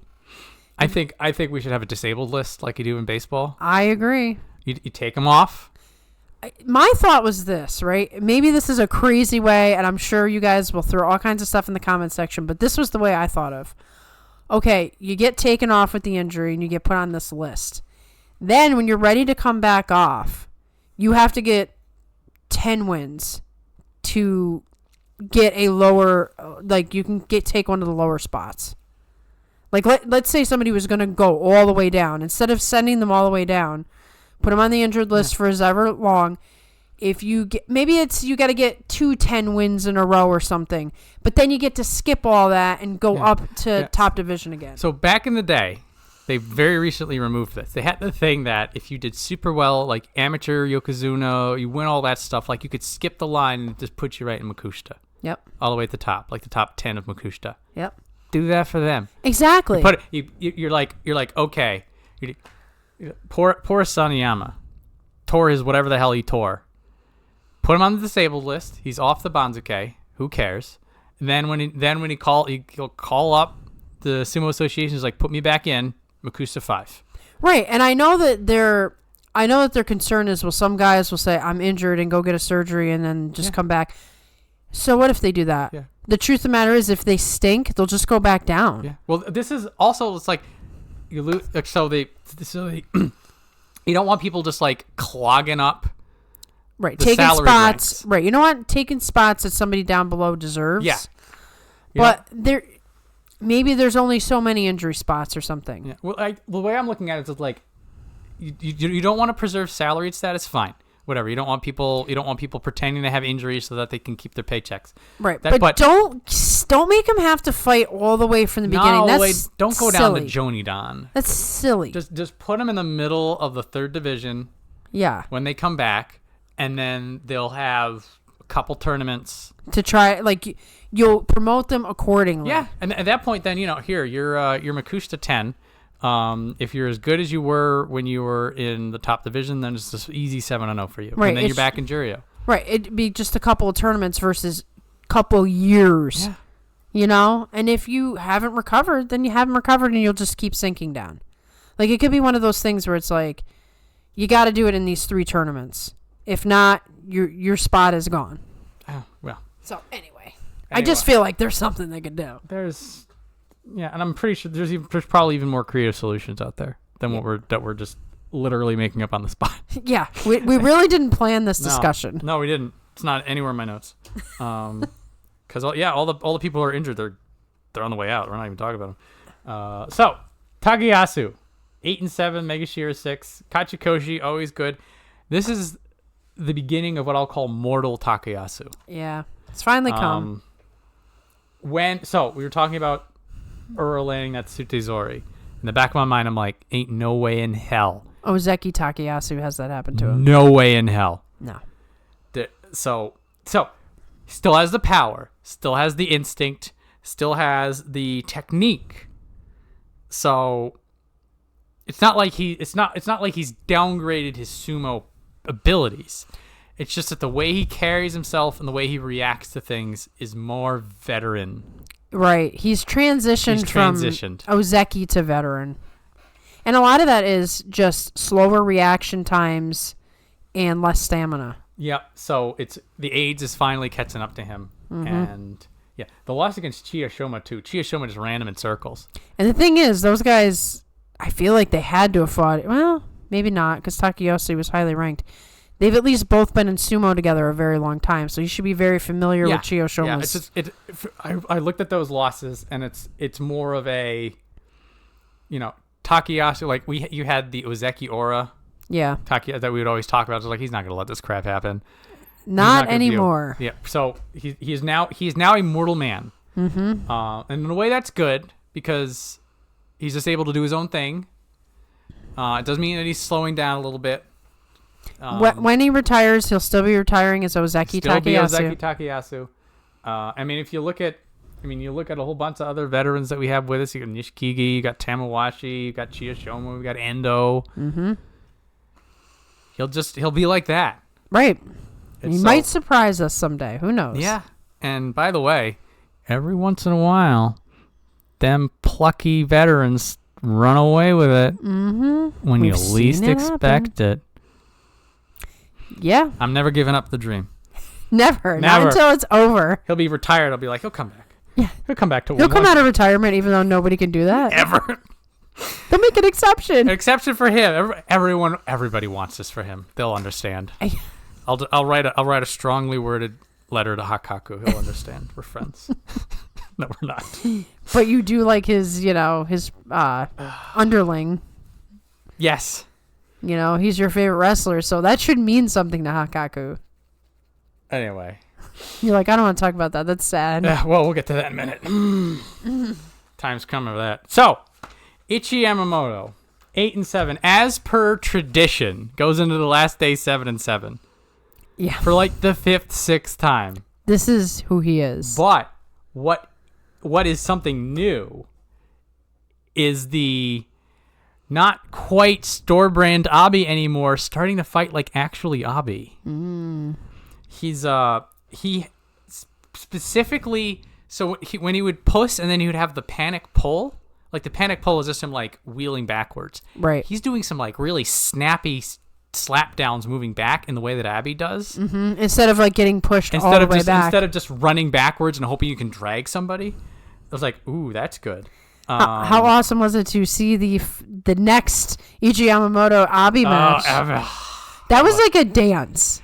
They were like one shift to one side, one shift to the other side. It's like it's basically going to come down to who finally catches the other. Who finally catches who, which is gonna be Abi. But right. The good news is Abi's going down and Ichiyamamoto's going up. So we were getting that in March again. Yes.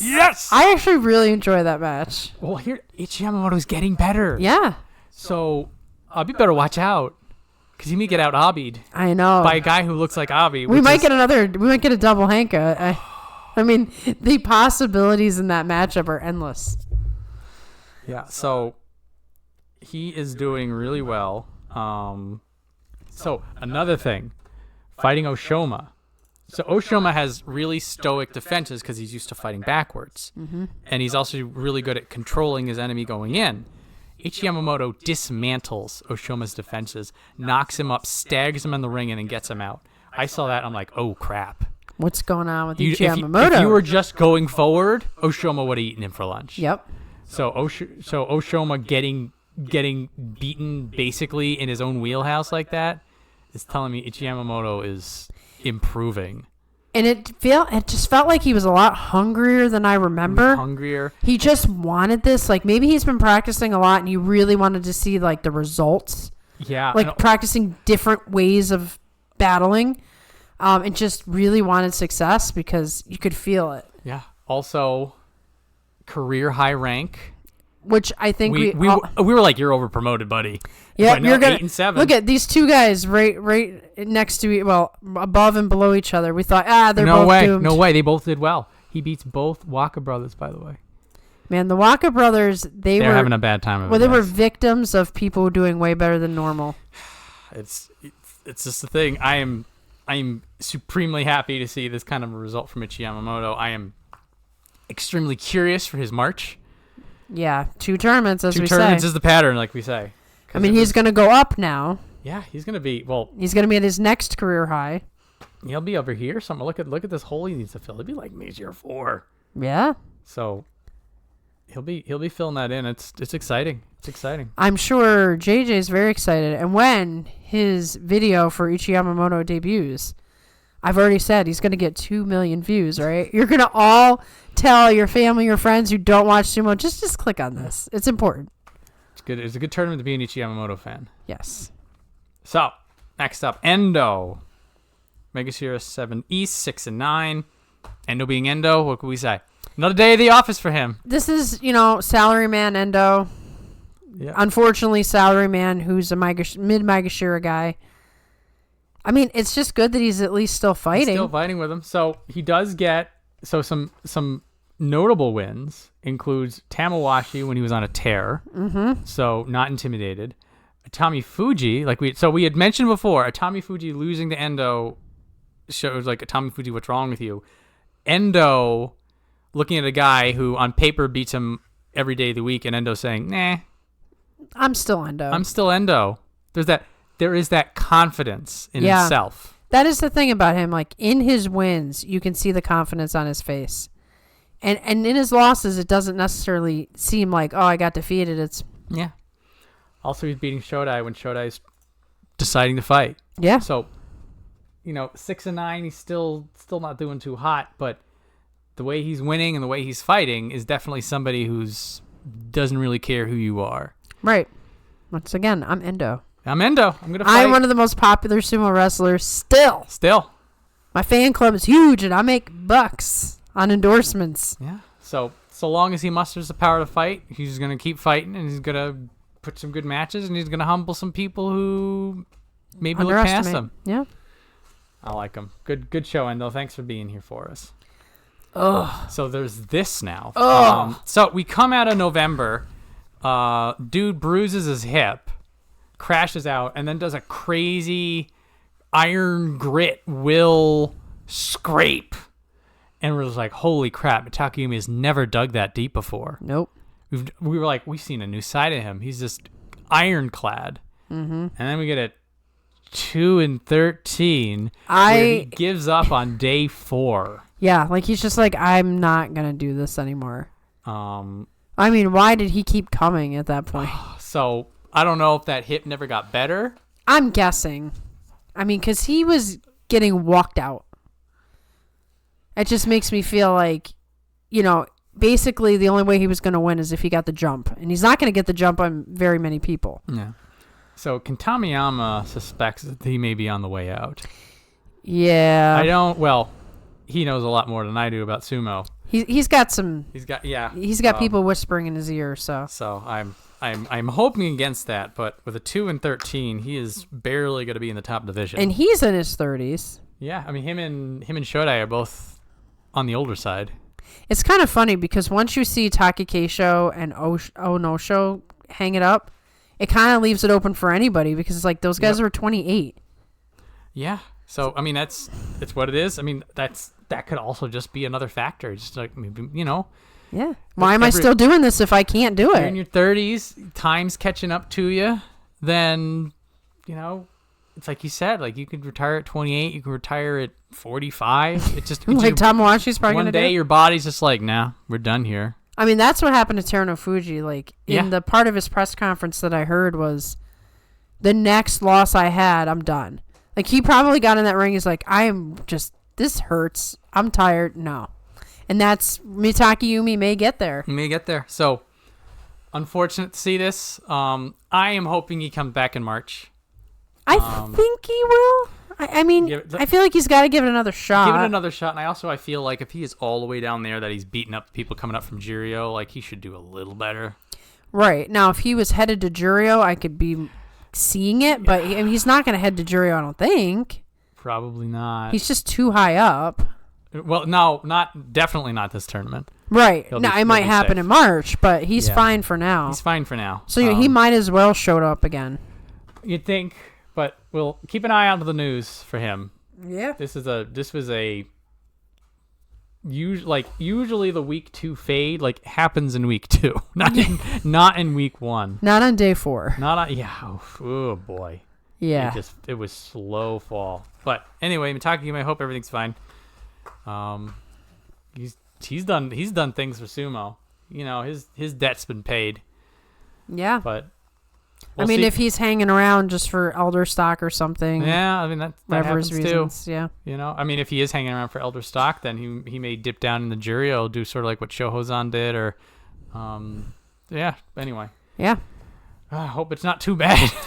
I know. After so much positive, you got to get down to the bottom here where there's some real sad tales. So more sad tales. Roga 0-3-12 had some sort of an injury, tries to scrape through it, realizes it's a losing battle, and then goes back to hanging it up.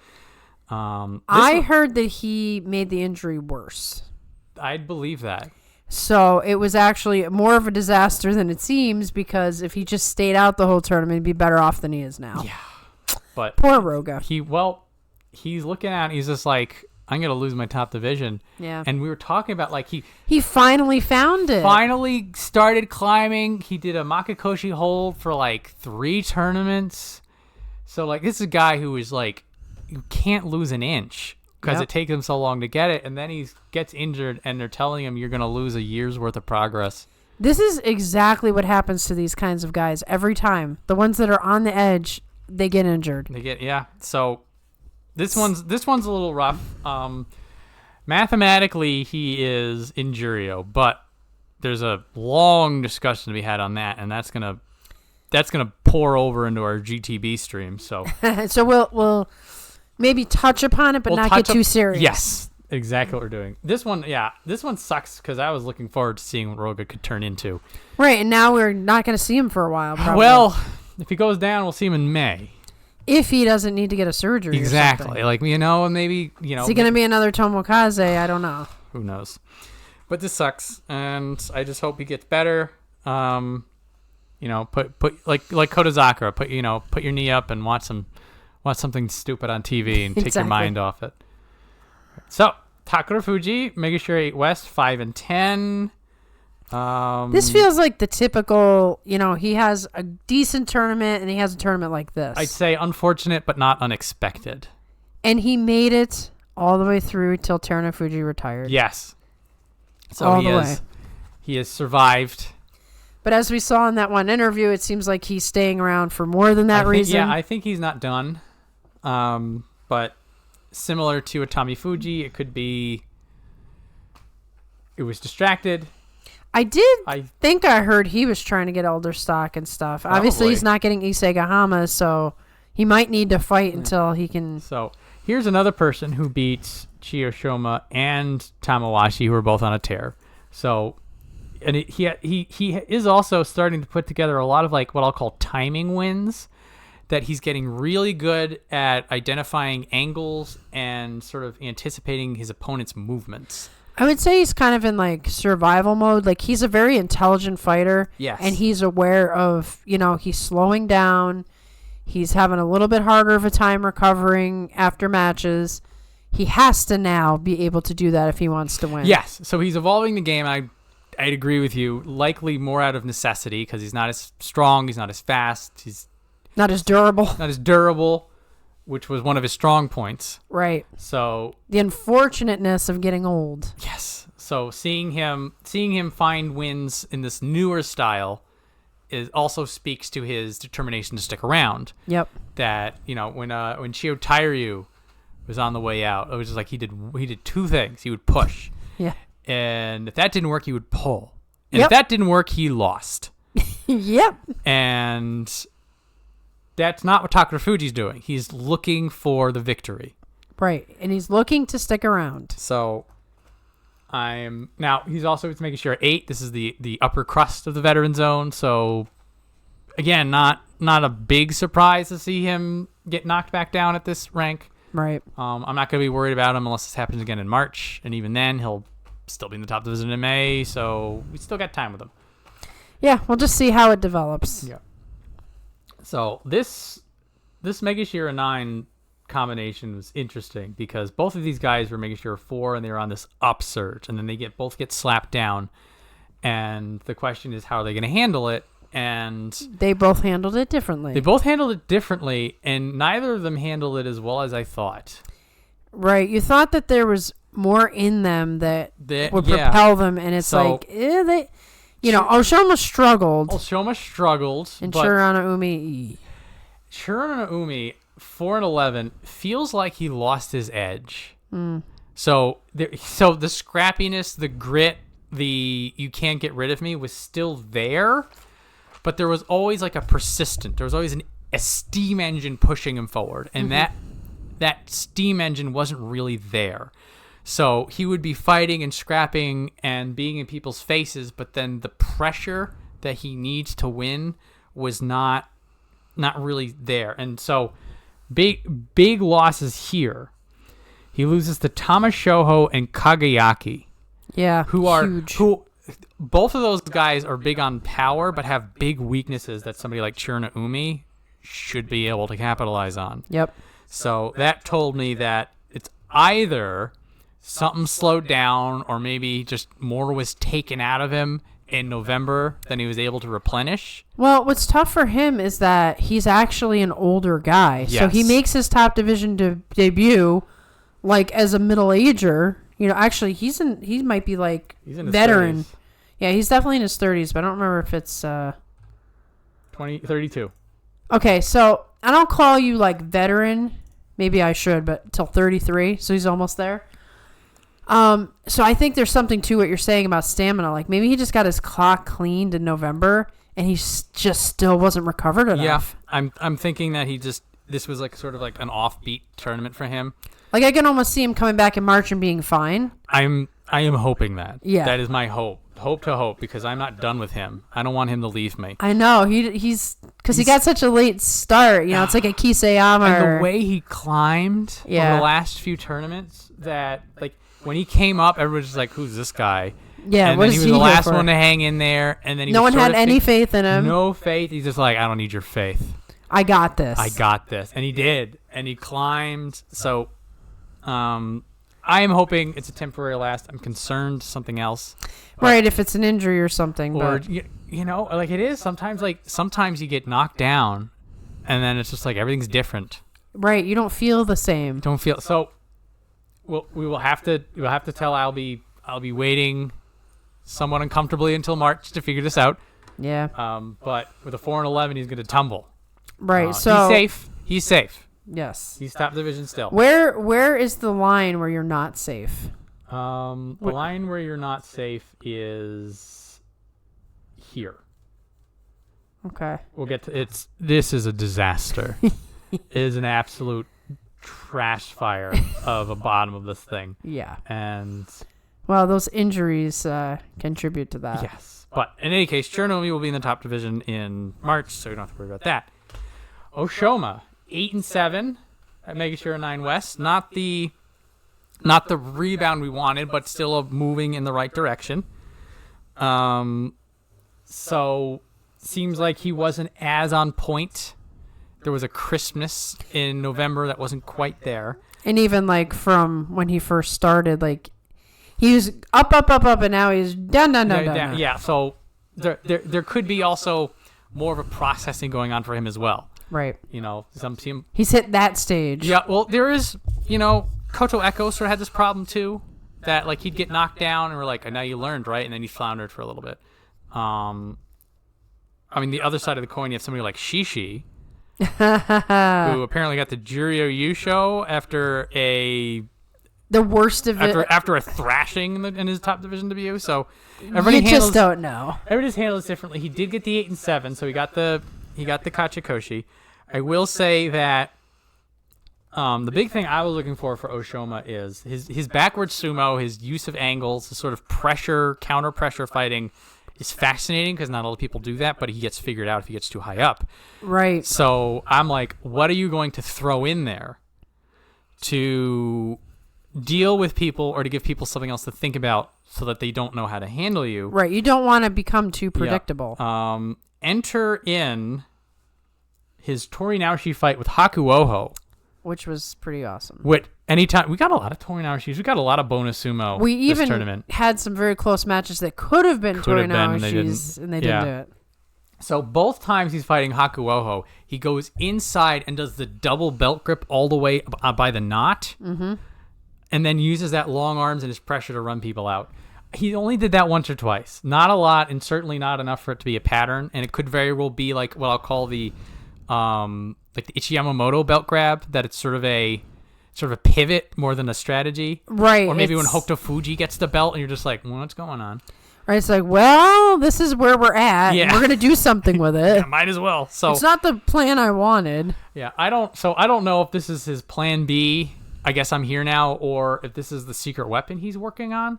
Because if you are somebody who's going into a fight with Oshoma and you're like, I got to deal with him pushing, I counter push him, and then I can deal with him, and then he just goes and breaches you. Maybe. Right. Well, and sometimes when these guys are he's at a point where he needs to make adjustments now. That it's inevitable. So yeah, maybe he was trying some things and see what works and what doesn't, and he was taking things that weren't super risky, but just risky enough. And maybe he learned what he likes, and we see something very interesting in March. Maybe again, if nothing else, he's moving back up. He's stemmed the bleeding, and it's only going to get harder. It's only going to get harder for him. Yeah. March will tell us where he is. Sort of, we're not quite sure right now. Right. He's a big question mark. It's a bit of a question mark, but it's a positive. Like he's still drifting upwards, but where he's going to go, we're not sure. Nope. It's fine. Meanwhile, what is happening? Meanwhile, Tamawashi 9-6, fighting people like he's 10 years younger. How does he do it? Yeah, he was doing what I call turning people into the letter C. Yes. When he has the Nodoa that he hits so hard he bends you back. Right, and you're not getting out of that. Like that went away, and I'm just like, he's not. It's done. It's done. He's 40 years old. Come on. I was like, he's still here. He's broken the records. Why are you even complaining about Tamawashi? And then it came back and was like, whoa. Tamawashi is like, no, you will have to take me out of here in that wheelchair. Yeah. Yeah. Before I am done with sumo. Knocking on wood, by the way. Wood. Also like that, what I'll call that, like that danger grit of his came back a little bit. Like he had that like sickness in his eyes. He also sort of just like, okay, I'm gonna slap you really hard, and if that doesn't work, I'm gonna clamp down on you, or I'm gonna pull on your elbows. I'm gonna break something of you. That came back as well. He's very dangerous. He's actually a brutal fighter, and that was like when that was going away. Yeah. And it was sort of like he was just push and then just the veteran sense, but like once he started like wrenching limbs again, I think he was at least inspired by Tamashoho. Like, I gotta show him a little this is bit. His first time seeing me up here. I did feel like there was an X factor for him that got a little bit more than we've been seeing. A little bit more Tamawashi for our sumo dollar, and he was in Yusho contention. If he just beat Takerufuji there, which he was capable of. Yeah, they gave him Kinbozan, they gave him Kirishima. He beat Takuoho. I was surprised by that. So like he's like, even here he's just like, nah, I'm gonna do it. But Mike, so good to see. Yeah, we don't have to worry now for a little while. He's gonna go up. He's gonna be single digit Megashira, and such a spirited fighting. It was Chairman Hankaku who's like, yeah, Tamawashi's fighting till he's 50. Help it. Everybody just looks at him in awe. They really do. He is fascinating. Well done, Tamawashi. The spirit of old. He's going to make the record so unattainable. Impossible. Yeah, like nobody's in the top division like this long. It just doesn't happen. Yeah. Yeah, 20 years later when we're still doing this and there's going to be some, then we're going to have, Kotozakura is going to be going after it. You're just like, you still got another 10 years, Bubby. I know, right? It's like, good luck, you 38-year-old. I know. Hakuoho's in his 40s are just like, you still got nothing. Tamawashi went till he was 56. 56. He stopped last year. Oh, man. Crazy nut. Love you, Tamawashi. So, May said, I had teased this before. Yes. I begin to grow concerned. So, beforehand, the 6 and 9, well, beforehand, I'm like, if Meisei gets anything that's a Makakoshi at this rank, it's a problem. 6 and 9 is a problem. So a 7 and 8, you might say, okay, he's not well, but... He's not well, but... Ugh. 6 and 9 is really a bad sign. So, here's my problem, is that his footwork is continuing to degrade. That was always something he was working on, but there's a lot of tripping. There's a lot of bad angles, falling over. Mm-hmm. And so, like, his speed, his urgency, that sort of like the fast and powerful, like that brand of Meisei Sumo, still there, but not able to capitalize on it. Something is really off in terms of... I mean, he trains with Hoshoryu, so it's not like he has a lack of training. So it could be a physical thing. Maybe. I don't know. What causes your footwork to fall apart? It's getting worse.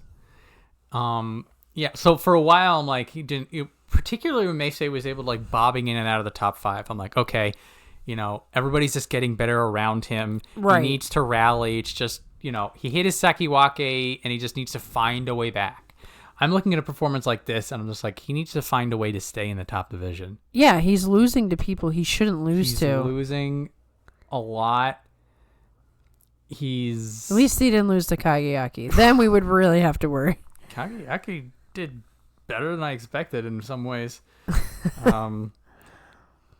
Yeah, part of me still wants him to go back to Sekiwake just for one tournament, just to shut people up. Right. He's still got it, guys, but you look like this. Yeah, you're not going till 50 like Tamawashi. No. Not at this rate. No. Mason needs to regroup, or I need to lower my expectations. Well, I don't think it's fair to say that you need to lower your expectations, because Meisei is better than this. He is. That's what's tearing me up. A new sumo fan would have no idea how Meisei was when he came up. He was a firecracker. You have to almost think that he, had his own influence on Hoshoryu a little bit, Maybe. In terms of, like, the fire and stuff. Like, you watch a guy like that just really, we're going to get this. Yeah. Yeah, look at back in those days, Mason, like, he was faster than he could handle. Yeah, he'd run. That would be his footwork issue then. His footwork issue was just like, I'm sorry, I'm not the Flash. Right. And now it's just like, oh, he tripped on his own feet. They called it something else, but Meisei, please help me. Meet me halfway. March will be better. Maybe. I'm hoping for him. I'm hoping hard. It's been such a good tournament. I'm gonna think only positive, happy things. We got it. March is I will not be a doomer on this particular cast. You guys can't see me, but the smile is huge. She's been smiling this whole time, guys. Yeah, I can't. My face would get tired. I don't know how she's doing it. Yeah, my dreams have been fulfilled. All of these guys are just gonna magically bounce back because all is right in the world. So next up is Midori Fuji, the streak. This Mr. Streak. 7 straight losses. I know. And then 6 straight wins. And then a loss. And but look at the perfect symmetry. Like, yeah, it is. It looks great. It is visually appealing. It feels like Midori Fuji is starting to get red. Well, he's so tiny. Well, yeah. So everybody knows, keep Midori Fuji at arm's length. Right, don't let him get inside to do this little stuff. If he gets inside, double arm clamp the hell out of him, and he can't do anything. Right, and you can just lift. You can just walk casually to the edge. Everybody has the game plan now. Everybody knows what to do against him. That's what happened to poor Enho. Is that when you're that small, if they figure out your tricky things, you're done. Yeah.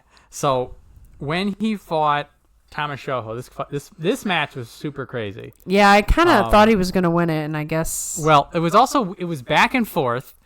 It was a beautiful showcase for somebody like me who has not seen a lot of Tamashoho. Yeah. It was like, here's everything that Tamashoho can do. Right, in one match. It's a bunch of wild flailing nonsense, but you win doing that. Right. And to Midori Fuji's credit, in this fight, and then when he's fighting with Takayumi the next day, he's proving that even in these longer fights, He's giving it his all. And this has always been something Midori Fuji has been good at. He will go into that deep water and he will drown you in it. Right. You don't want to go in an endurance match with him. No. Because he has a lot more stamina and he's way stronger than he looks too. Like the times that he actually goes straight on and still takes somebody back is amazing to me. I'm like, how in the world did he do that? Yeah. So part of this 6-win streak is either somebody lets him in or they don't know how to keep him out, or he's doing good reversal things because even if he can't get in, he's close enough that he can dictate the fight. Right. So like if Midori Fuji can get his fight, he's still as dangerous as ever. But the thing is, he needs to. Getting inside is becoming an increasing problem. Right, because they know his game plan. There's only one thing he can do to win. Yes. So if you get Katatsukashi'd by him, this is just a bad day for you. It's a bad day for you. Because you know he's going for it. So for better or for worse, this may be Midori Fuji's new home. Yeah. Down here. Because down here, like if you look at this, like Nishikigi, Tamawashi, Oshoma, Churna-umi, I'll give Shonana-umi and Onokatsu it too. Like these are people who are moving up. These are people who are going to be higher than him. Mm-hmm. So they have figured this out. And then here's Kageyaki. Here's Toki Hayate. Props to him for getting Endo. Here's Kotoshoho, unfortunately. Here's Shodai Shodai had a wine break. Yeah. So Put the cup down, Shodai. Shodai was just like, do I have to fight today? I don't wanna. Midori Fuji, he's so fast. I don't want to do it. I can't keep up. Were you asking too much? Look at him. He's like, I'm dizzy. I don't want to do it. So Midori Fuji is going to become sort of a meter stick for other people, which you don't want to be the meter stick. But no, but for a small guy, I mean, maybe I don't want to say that's okay. He's not going to feel like that's okay. But he has such a disadvantage. Like, I think he's doing great considering. Yeah, I am slowly coming to terms with the fact that the Megashira 1 Midori Fuji may not be around anymore. Because there's just too many good guys. Part of me is in denial still. I want him to zip back up. He could surprise you. I want to be surprised. I want to hold out hope. New stable energy with like everything, the shakeups. Who knows? Yeah. I'm looking at this 7 and 8 and the way he was fighting, and I'm like, you're not going to get him much lower than this. Right. He's too good. Yeah. So if nothing else, we're going to keep him. Yeah.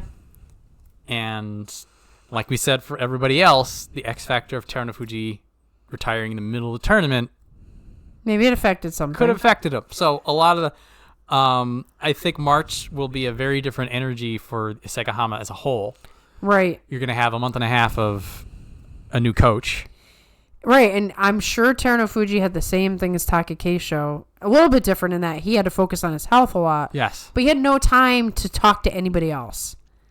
So now he can give you his undivided attention. He's going to be sitting pretty. Because that man wanted to retire for a while. For a long time. So now you might get the Terunofuji who's like, yeah, I'll help you out, man. Let's do this. This is fun for me. So, thoughts of hope. And as always, Midori Fuji giving it his all every 15 days. And really, I can't ask for more than that anyway. No. Thank you. Spirited little guy. I love it. So, Takerufuji. This is a fascinating one. 10-5. Looking pretty good. Back-to-back double digits. Yusho contention. So he has recovered from the injury, it appears, sufficiently.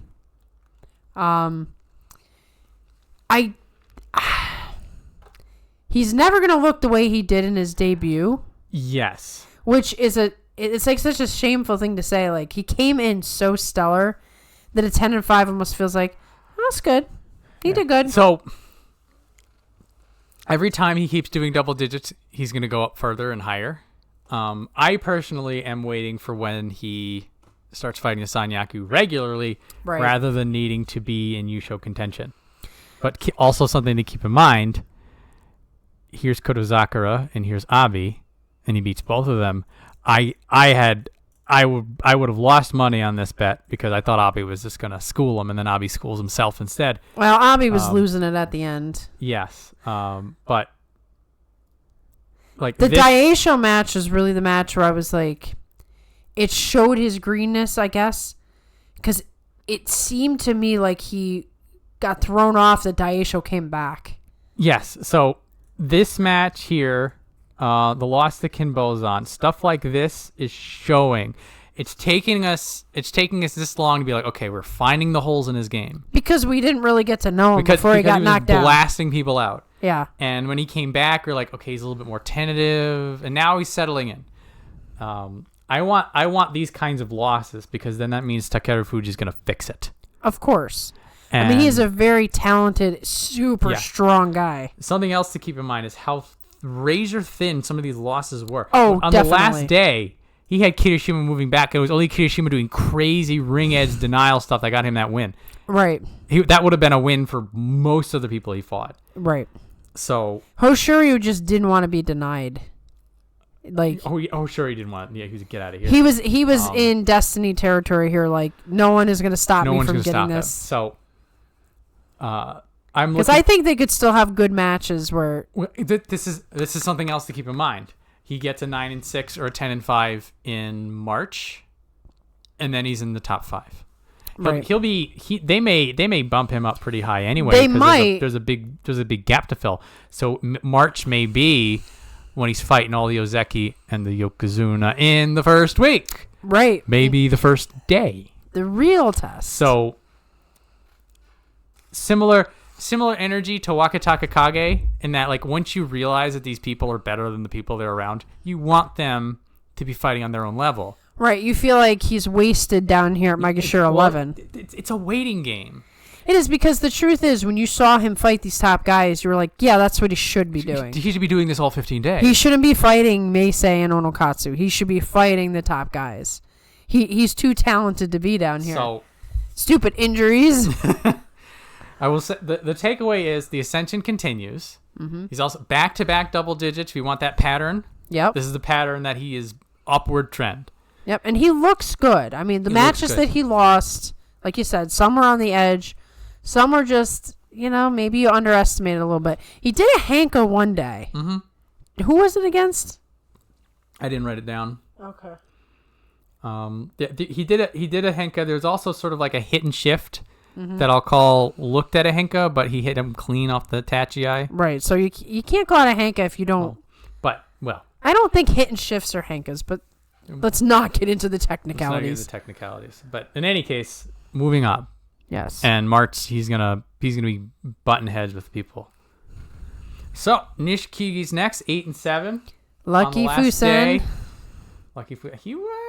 I think he would have beat it. Well, actually, I don't know. I'll give it to you. Lucky. It's lucky. So he is slowing down. Similar notes to Takerufuji, in that a lot of his strengths he can't really capitalize on because he doesn't have that urgency, that drive. Like, he had that surge. That was wild. He was just like, I'm running you across, and like he would just muscle Terunofuji out when Terunofuji was not moved. Right. No one else can beat him. Here comes Nishikigi. Let me just take you out. And the way he just no-sell it. He just walked over. He took the envelopes. Not a single mode of expression on his face. You would just like to go back in time and like make Nishikigi 25 again. Oh. How much fun we could be having. The Nishikigi with this experience, exactly. But 10 years younger. Exactly. But so I'll say he's giving as much as he's getting. Sometimes he uses his power, he clamps down, he has his opportunities. Other times people are just too strong or too motivated, or just won't sit still. Right. I mean, the thing is, he's almost 40, so give him Tamawashi status. Yeah. He's probably like, it's harder to get up each day in the tournament. To get up. Everything hurts a little bit more. You're a little slower and you're a little weaker. For a bruiser like him, like, how much damage has his body taken? Especially on the Tachi. Ugh. So I can hear heads clashing in my mind. Every time somebody like him gets a Kachikoshi, you're just like, more of him. He's right. staying with us. So it's good news. It's good news. So Onokatsu, unfortunately, with the 7 and 8, they gave him Hirodaumi on the last day, which is, I'd say, a fairly even fight because Hirodaumi was at Makakoshi, which still sucks a little bit. Mm-hmm. I don't know. Did they two? No.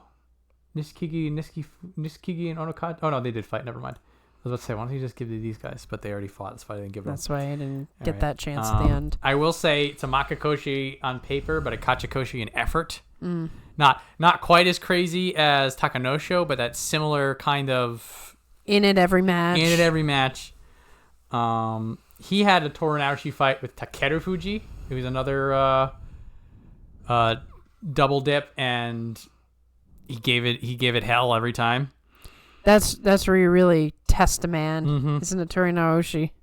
So he actually went forward when he was fighting Midori Fuji. So somebody who read his homework didn't do defensive belt work, which is his forte. Instead, does Oshi and pushes Midori Fuji out. Poor Midori Fuji was like, darn, not this guy. He can't do this to me. Yeah. So that I saw that, I'm like, ooh. Anytime you win outside of your brand of sumo, I'm like, that's diversity. That right. You want to see that. You want to see adjustments for your opponent. Yeah. So unfortunately for him, he gets Oho that he has to fight. He gets Takerufuji, as we mentioned before. And he gets Tamawashi. So we were talking similar to the Waka brothers, that they had the unfortunate luck of coming up against the people who are on a tear. Right. And you can't predict who these people are going to be when they're the lower rankers like this. Yeah. Swap Tamawashi with Shonan no Umi, and he's 8 and 7. Right. Razor's edge. So it's a little bit of bad luck. And he is improving.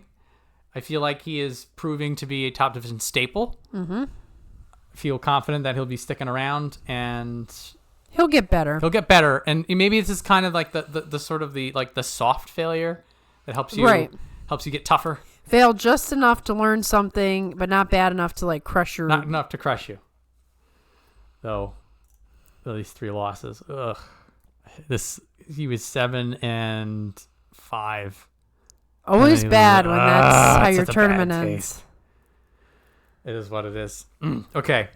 Shonan no Umi, who we just mentioned, 8 and 7. Like all this 8 and 7, 7 and 8, and 7, 7 and 8. It's because this is how close. This is everybody's giving it and getting it. Yep.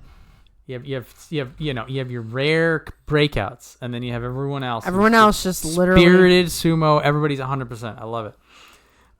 So he had a slow. He was 2 and 5. There was one match. I can't remember which one it was, but it's like you were too big to be getting pushed out. I felt like he found his brand of sumo in week 2, and then in week 1 he was floundering. He's getting pushed around. So Midori Fuji and Toki Hayate, he was able to bully around, but he sort of needed to because they're so big. Right. If you can't bully these guys around, what are you doing? But a lot of his other matches, he was sort of back to his good ring sense, moving backwards, controlling the pace of the fight. So I think some part of Shonan no Umi's larger problem is that he had these surges and collapses. So he'd do a 10 and 5, do a 9 and 6, he'd shoot up, and then everything would just fall apart. It happened twice. Right, and he has to start all over again. And also, it feels like it built too quickly. Right, he just happened to find the right path for a tournament, his skill doesn't match it. And he doesn't have the time to build it up, or maybe his nerves get to him, right? Or maybe it's just too much. So maybe an 8 and 7 is more his style. Maybe he doesn't need more time. Yeah, I think that might be the case. I look over to Roga and I'm concerned as well because all these people that if they have a slow build, it takes them forever, and then they lose it all in one tournament. But that's just some people, I guess. I saw he builds faster than burns, so maybe we'll try the slow build with Shonan no Umi. Maybe we'll give it a little look. We'll see what happens. Positive thinking. I'm looking at this 8 and 7. Maybe this is more his speed. Yeah. So sadness time. Kotoshoho, 5 and 10. What is wrong with Kotoshoho? So things are getting worse. So Kotoshoho, the Viking, right? gets into brawls with people. He lost in 4 brawls. And those are against Hakuoho, Nishikifuji, Kageyaki, and Churanaumi. So Churanaumi I'll give him, but not Kageyaki.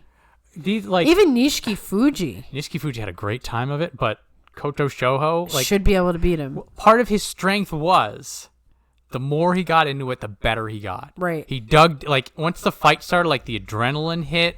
Now he's a monster. He got hyped up. There was no hype in him this tournament. Oh, that was the problem. When he's walking around and stuff, I have no idea what's going on. But let me just tell you what it looks like. He looks like, I'm not into this. It didn't work again. Like just really frustrated. There is a frustration to it. The suspect footwork was still there, so not only is his weaknesses still there, but his strength is fading. Some of the guys in this tournament, their footwork was so excellent, you could see it, that you're like, footwork wins matches. Even when you have an off, the tachi didn't go quite the way you wanted, you can recover if your footwork is stellar. So all these guys that struggle with the footwork, just work on that. It feels like you got to get back to basics. Yeah, some of these guys need to just get back to the basics. Yeah, Kotoshoho. Yeah. Well, it's the double whammy of, okay, your footwork's still bad, you're still stumbling over things, and then the stuff you're good at's falling apart. Right. It can only cause a collapse so he needs. Yeah. I didn't see any crazy bandages on his feet. Is he not safe? He's fine. Okay. He's fine. Normally he would not be safe, but again, with all these injuries, we're about to get into it. But so much fun happened that I forgot. This was an injury-laden tournament. There was, three injury dumps. Yeah, guys who are just not coming back, and we don't know what Mitakayumi's story is. Yeah, we don't. Yeah, so I am concerned for Kotoshoho. It's gonna be do or die in March. He's still there's still a spirit. He's trying. That's a sad stable right now, though. Kotozakura and Kotoshoho. Yeah. Well, Koto Eho is coming up though. Yes. Let's see what he can do. He was in Yusho contention and Juryo. Yeah. We need a spark after all this downer stuff. Yeah. Kotozakura will bounce back. He'll be fine. I believe so. Though, I don't know what's going on with him. He's been this way his whole career, unfortunately. Feels like it. He's back in the woods. All right. So next up, Hokutofuji. 0, and 15 means he's gone. Sidelined by injury. Maybe he comes back. Maybe he's in Juryo. Maybe he's gone. Right. Everything's on the table. I am looking at this as probably the last time we see him on the top. I would like to see him again. Now, obviously, if he's in Juryo, I can just watch Juryo, but as Maria and I have said, we focus on the top division. And we certainly don't discuss too much Juryo. We don't discuss too much Juryo. It's, we can make an exception for him. Yeah, every once in a while I'll dip my toe in. But it's just for the focus of our show and just time constraints. If we did Juryo, this would be like a 5-hour show. Yeah. It's already going to be close to a 3-hour show, so. Yeah, if it was 66 opinions, it'd be a crazy long show. They'd be like, we're not going to listen to that show. You got to do the timestamps, I missed timestamps on the last video, and it just doesn't work. There's going to be timestamps on this one. So, I am going to tentatively say farewell to Hokutofuji, the embodiment of sumo spirit, the Psyduck, the Slap Happy, the receding hairline. Yeah, he's well known for that receding hairline. I said to somebody, "Oh, he's older than I thought," and they go, "Look at his hair. What do you mean? I thought he was older than he is." I'm like, "You don't understand. He's had the receding hairline since he was 23. Yeah, he's always looked like some this." Some people go bald super early. But he outlasted Takerufuji. So, in terms of our favorites, I guess you got a little bit of a bonus. Yeah, maybe he was the last one for me. Are you deciding not to have another favorite? No, more favorites. This is a really big moment. Yeah. Well, Shohozan gone, Kaisei was gone, Aoyama was gone. Yeah, you did have a pretty deep pool. Yeah, he's the last one. I'm gonna let it go. Oh man, end of an era. Oh, it's fine. I'm focusing on everyone now. Yeah, that's the way to go. That's the way it is. Well, that's my brand of sumo fan. I'm gonna throw some positivity and say Hokutofuji's gonna surprise us and be back in a couple of tournaments. That is the spin that he comes back, and if he is 75%, he's Juryo Yusho. Yeah, because he's thrashing. He's gonna like waste those guys. He's gonna knock them into the referee. It'll be fine, but we'll see what happens. Yeah. Unfortunately, we've got enough positive up here that we don't have to dwell on. All right.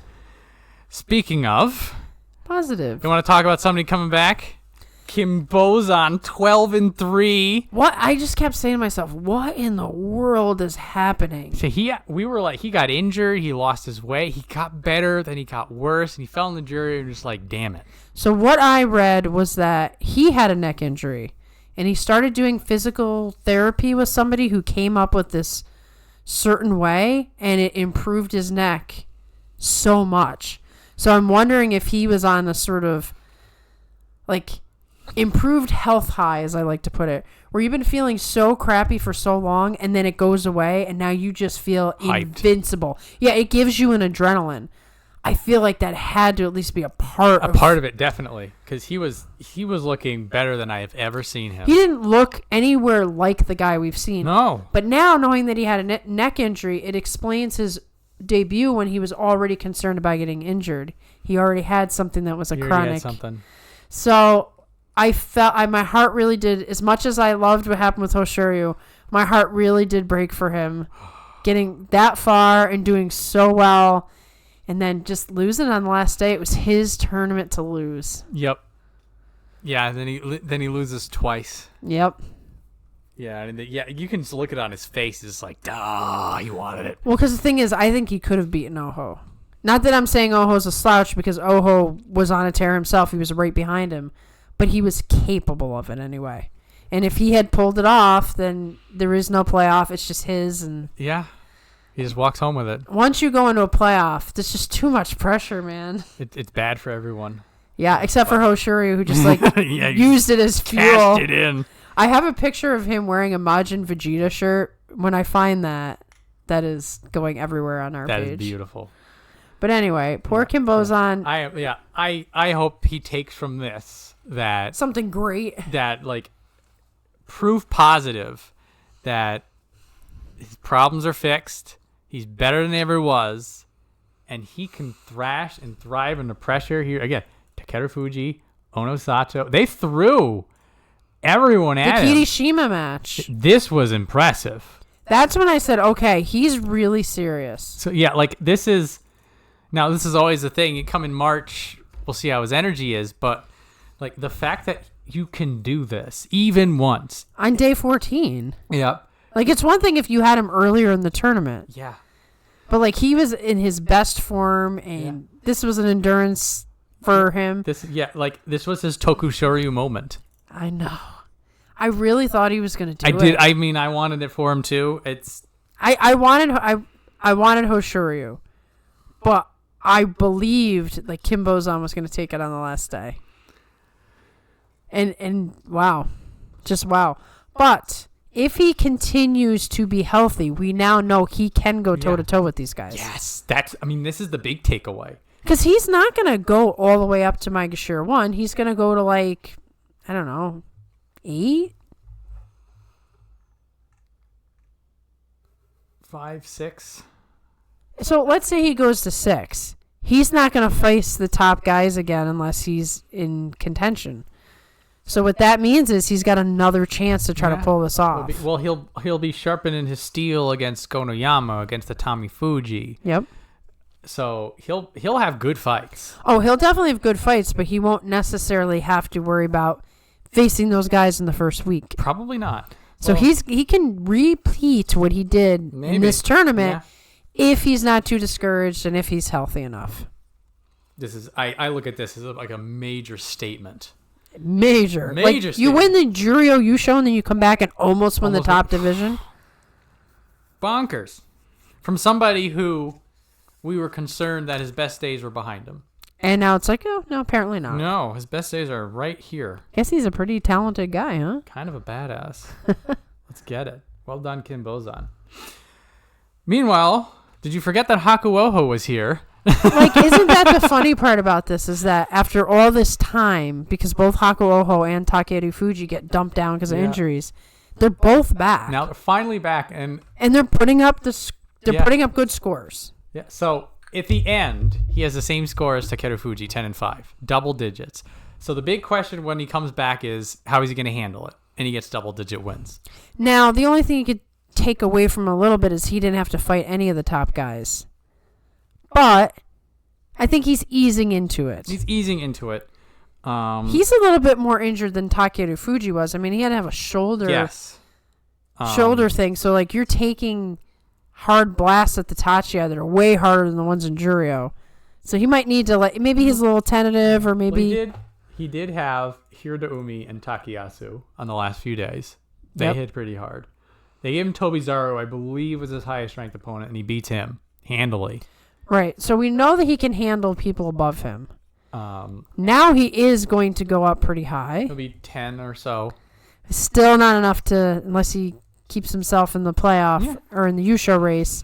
We got to wait a little while. A while. Yeah. I think for him, though, the fact that the spotlight was elsewhere may be the best thing for him. Yes. Because when he came in, everyone was just like, Hako's protege.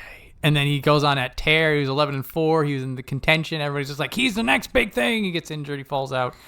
Well, wasn't that like a preemptive surgery? Like, he had some weird thing where his joints weren't proper, so they decided to pull him and get the surgery because of his longevity of his career. Well, I think he was just getting injured, or like, let's fix this. Right, like, let's not have him have a catastrophic injury. Let's just take care of it now. So there could be some of that. Like, he's very young. He's super young, 22, 23. Yeah, like, he's younger than the others, so. Yeah. I mean, he was my pick when he came up. Like, this is going to be my guy back when he was Ochi. So I am really hoping to see something incredible from him. Yeah, this is the start of it. Yep. And I think the more people don't pay attention to him, the better he'll be until he gets to the point that people could pay attention to him. Yeah, with a name like Hakuoho, I mean. Yeah. Gee, you really made it hard on him, buddy. I think there's some interviews with him and Takerufuji on the Segahama YouTube channel, and they talk about that I think just the Ho from Hakuho is his, and then Haku is from something else. Oh, okay. But still, like, people. You look at it, you're like, okay, buddy, it's one letter off. Right. Well, the funny thing is, right now, Hakuoho and Takerufuji can't fight each other. Uh-huh. That was not the case before. If the stables do separate, then we will someday get that match. Interesting. Yeah. Right now, they can be bros, which is cool. There's a lot of people are bros outside the. Yeah, even if they're not in the same stable. Well, we know the legendary Takekisho Daieisho relationship. Oh God, yes. I posted a video to the community tab, and those girls are fangirling over Takekisho. They're screaming his name, so he comes over and he's talking to them. And they asked him about Daieisho. I don't know what they asked about Daieisho, but he instantly started laughing. So I'm like, these two are really, like, there's no secret how close these two are. They're besties. Yeah. All right. Well done, Hakuoho. Promising the return that we were hoping for. What great things we have to come. Yes. Good potential. So, conversely, Kitano Waka. Well, it is a 4, 5, and 6. That's kind of cool. It is nice, visually appealing. So, for the first week, so right here, he was 4-4 when he loses to Takerufuji. Did he like crush? He broke his ankle. Right, but was it because Takerufuji bared down on him, or was it like just unfortunate how he stepped? I think it's more like the ankle just gave on him. Just put too much pressure on it. So it was pretty gruesome looking. It was not good. It bent in a way it should not be bending. But right here, he was 4-4, and it looked like he had a puncher's chance of getting that Kachikoshi, because this was, I think, his third or fourth attempt. Yep. At getting that 8 wins in the top division. But then the ankle goes, and then he goes. He's gonna get he's going to get put in one of those scenarios where he goes all the way down. See how long it takes him to fix that ankle. Yeah. But what's unfortunate is it's going to be May until he's back at the earliest. Right, and that's if he doesn't need some kind of surgery. That's if he doesn't need some kind of surgery, and that's assuming he goes down to Juryo and he kicks their butts and comes back immediately. Yeah, I'm a little concerned that he is going to have a bad uphill climb, but we'll see. It could very well be, also because he sort of had an uphill climb just to get here normally. This is another case where, like, the footwork just does matter because you'll get hurt. Yeah, I'm not trying to blame or anything, but at the same time, it's like, better to lose than to lose your limb. Yeah, it sucks. It's like maybe this is the time, and then the injury, just like, come on. Seriously? Come on, we were working with something here. So, hope you come back, Kitano Waka. You had a good start, some decent grappling. We'll come back to you later this year, I guess. So, Tamashoho, 16 East, 6-9. Here begins the danger zone. It was a very bad start. Yeah, so this was the first time that we were seeing Tamashoho for the full 15. Interesting sumo, I'll say, from him. Flaily. Yeah. Very lateral, which is interesting. And I'd said when he did the fight against Midori Fuji, like, we saw everything. Yeah. He did pushes, he did pulls, he dut slap downs. There was the throw attempt. Yes, so he goes into the center of the ring. He attempts a deadlift. Yeah. Drags up Midori Fuji into the air, looks around, realizes that the ring edge is nowhere near him, and puts him back down. I'm like, you're crazy. He was hearing about that afterwards with Tamawashi. Like, either laughing at him or... Yeah, so this kind of like tall, lanky, wild energy is definitely different. But if he works against an opponent that can keep pace, or someone who just says, nah, I'm just going to knock you over. Well, I think he was just out of his depth. It's his first time in the top division. It just was way harder. You can't prepare for it. You just go in, and it's like getting dropped in the deep end. It's nerves. Some of that. I did think that he started to get a little bit more comfortable in the second week. Like, a little, like, he looked so lost in the first week. Like, I don't belong here. But I felt like he actually got better as time went on, even if the record doesn't exactly show it. He looked a little bit more comfortable each match. Like, oh, yeah, I can try this. Oh, yeah, I can do this. It wasn't so much like, what are you doing here, little boy? Let me flick you out. There was stage fright. It definitely stage fright. I think so. Maybe he felt some pressure with Tamawashi around. Like, oh, what's he going to say? Well, it's the top division. He's here. He's older. I think he's 30-something. He's in 30s. So, But they could spare him. It's a maybe. It's a very hard maybe. I don't think they... Well, I don't know. Well, depends how you do the math. There's math on the top. There's math on the bottom. Yeah. It's absolutely crazy. There's going to be a solid half hour of just us. There's not going to be a Maegashira 18 now. No. Sorry, guys. I know you wanted a Maegashira 18. But... well, thanks for showing up, Tamashoho. I'll hope to see you again. I feel like he's put enough together. If this is the learning experience he needs to get it together, then he might be back. He might be a Shishi. Yeah, he may have a rebound. He was a kooky fighter, though. I'll give him that. Everyone was a big fan of the kookiness. It's a bit weird.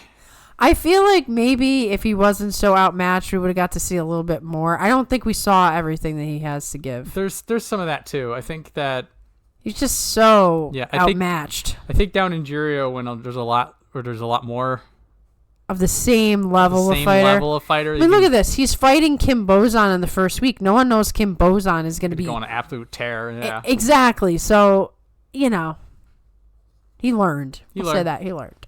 Oh, well, maybe we'll see him again. Haku Oho is a tough match. Yeah. For a guy who just came up. Yeah. I don't know. We'll see. We'll see. So next up is Kageyaki, 6-9. So if he's moving forward, he's fine. He just can't always do that. To his credit, he does move forward against Haku Oho. And Takanosho, I think this was 100% Takanosho was just Done. He's just like, man, I worked my ass off for this thing. And I didn't even get anything I got near. nothing. This sucks. Yeah. So, say what you want. He still got a couple of pretty decent wins. But you move sideways on him and you can get whatever you want on him. It feels like the focus that he used to have a few years ago is not as crisp as it was. He's a little deflated.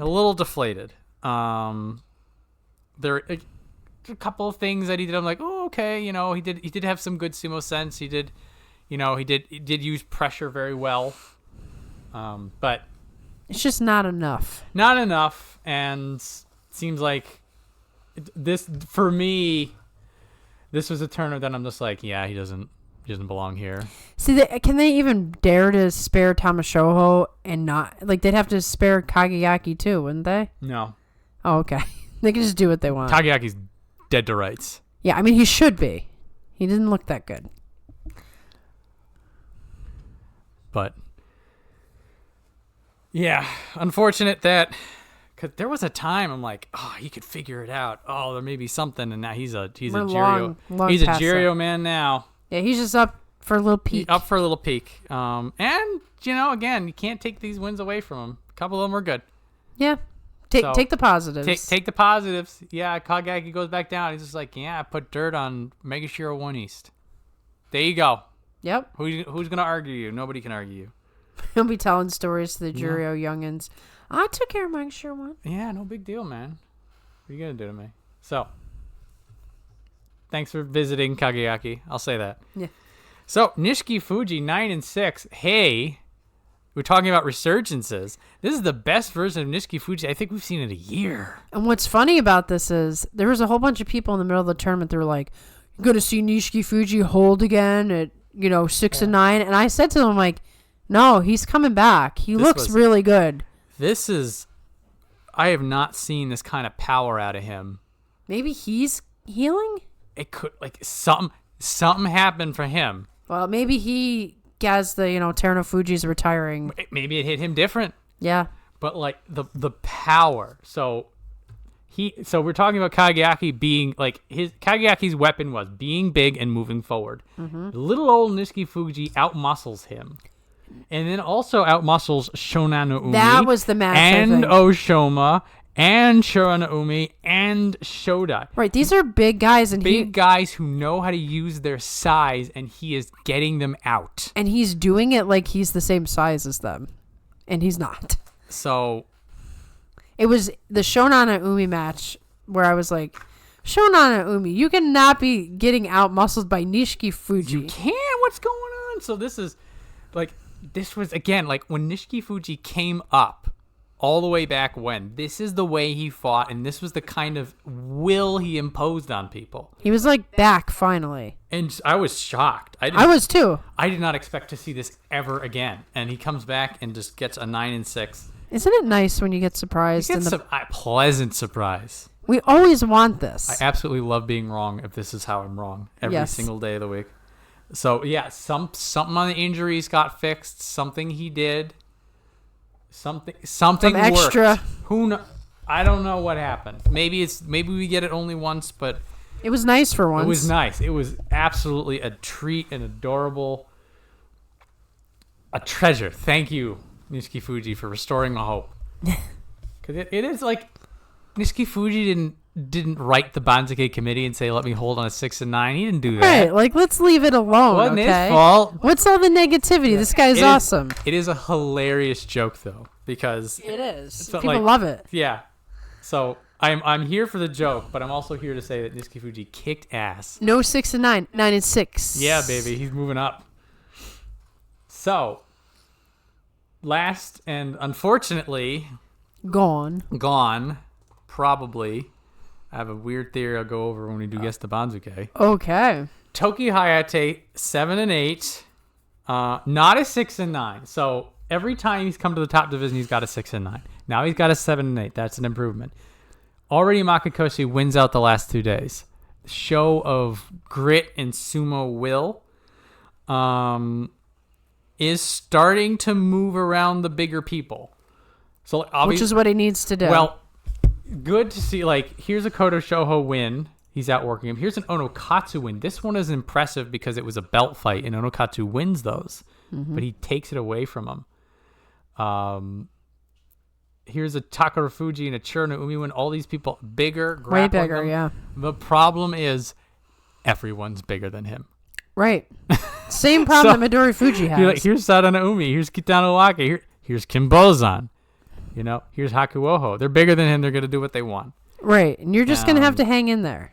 So the 7 and 8, there's a lot of showing of improvement, but when you're on the absolute bottom rung, there's no room for failure. There's no room for failure. You had to beat, let's see. I guess you had to beat Midori Fuji, but he's more skilled. That's what it is. He finally finds somebody his size, but Midori Fuji's just like, he's like, finally, man, I'm tired of fighting these giants. Can't hang with him. But yeah, he is very likely going down. And if anybody's going to be saved, it's probably Tamashoho.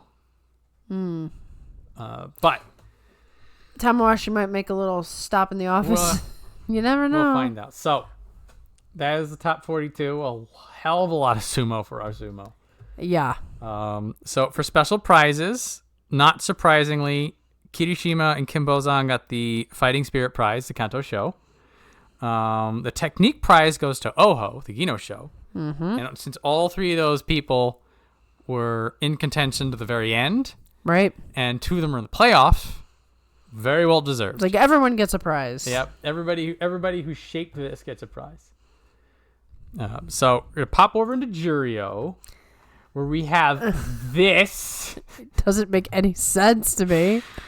So Shishi apparently gets laughed out of the top division, decides he's not going to take it, and goes 13-2. And I watched like maybe 1 or 2 of his matches, and he was lower. He was not as upright. Somebody told him, you need to bend those knees. Bend them knees. And there was one match, I think it was the Ukrainian showdown. Daieisho. Yeah. Where he just sort of like imposed like his size. Like, finally didn't act like he was a smaller wrestler. He was like, no, I should win this match. So I saw confidence in him that there was nowhere near in the upper division. But interesting note. Very interesting note. Loses to Ryuden. That's a top division, been top division forever. Ryuden was having a great time of it. He was, which he should in Juryo, because he's too good for Juryo. It's but true. Him losing to Ryuden still makes me wonder, like, when he goes back up to the top division, is he going to get slaughtered again, or was that just a fluky thing? Well, this 13-2 is a bit nuts. I know, but it's like, is he just so much better than Juryo, but not good enough for top division? We're going to find out in March. Let me tell you what. I cannot wait to figure that out. So here's our upsy downy. So Aonishiki up, Shishi up, Ryuden up 11-4, looking really really good. Sadanoumi up. We get Asakuryu back. Super stoked for this. We might get Shirokuma. At Juryo 4, mathematically he goes to Juryo 1, but we have a lot of guys coming down. We got a lot of guys coming down. So if we want to talk about who's going down. So we have Roga, 0-15, done. Hokutofuji, done. Kitano Waka, done. Extra spot for Terunofuji. So we're at 4 slots, and we haven't even gotten here. Right. So 5 and 6 seem like it's just here, and we're done with the math. Okay. But I'm wondering, do you spare Roga and kick these 3 instead? That's a great question. We're going to talk about that in 2 weeks. Oh yes, be ready for it. That's your like preview for why you should come to Do Guess the Banzuke. That is as far as I'm planning this, because I had this. This is 100% wishful thinking because I don't want to lose Roga. This is also why Mitake Yumi is safe, because we've got 4. If they spare Roga, they're not gonna kick Mitake Yumi out. So there's gonna be a lot of weird going on here. It's gonna be fun when you make your proposals during Guess the Banzuke, so people can either say that's brilliant or you're stupid. Yeah, I'm proud. There's the ratio of you're stupid to that's a good idea is changing in my favor. Yeah, I'll say, at least compared to when we started this. well, when we first started, it literally was like throw the names up into the air. Now we're starting to get the understanding a little bit better. There's a little bit of a collective unconsciousness we're tapping into. Yes, we're lucky to have such good subscribers who know Guess the Banzuke well and can help us out and fight with us a little bit. So I still find that very funny. Caution. There are a lot of trouble on these sites. The funny thing about that is I just see caution under Hoshoryu. Caution. Warning, Hoshoryu is on Tachiai. Dun, dun, dun. So that was January, an absolute crazy way to start the year. I'm happy as can be. Blissful, tiring. Yes, like you said, it felt like we went through years. It felt like it was the whole month. It did not feel like 15 days. Yeah, so it'll be good to get a little bit of a break and rest up for March, although you will see the Terunofuji tribute. I might mix a little bit of Hoshoryu promotion in there. I'll think about it. I don't want to do 2 streams. And then there's the Guess the Banzuke. So you'll be seeing us in between. But then we're taking a break until March comes. Until March, yep. So it starts the 9th. Mm-hmm. So that's earlier than these. Yeah, that means that we're gonna get the Banzuke like the 2nd. Okay, so we will have to do that in February, right? No, like the Banzuke will come out like maybe like the last week of February. Okay. It'll come out. Okay. Yeah, so we'll see. See how this all pans out. Crazy good sumo. We got a new Yokozuna. There's going to be a lot of news about Hoshoryu over the coming weeks. Lots of videos of him doing his first Yokozuna ceremony. The dohyori, yeah. I'll be looking all over the place for these videos. If you guys see them first, please put them in the community tab. I appreciate them. And thank you. Thank you for listening.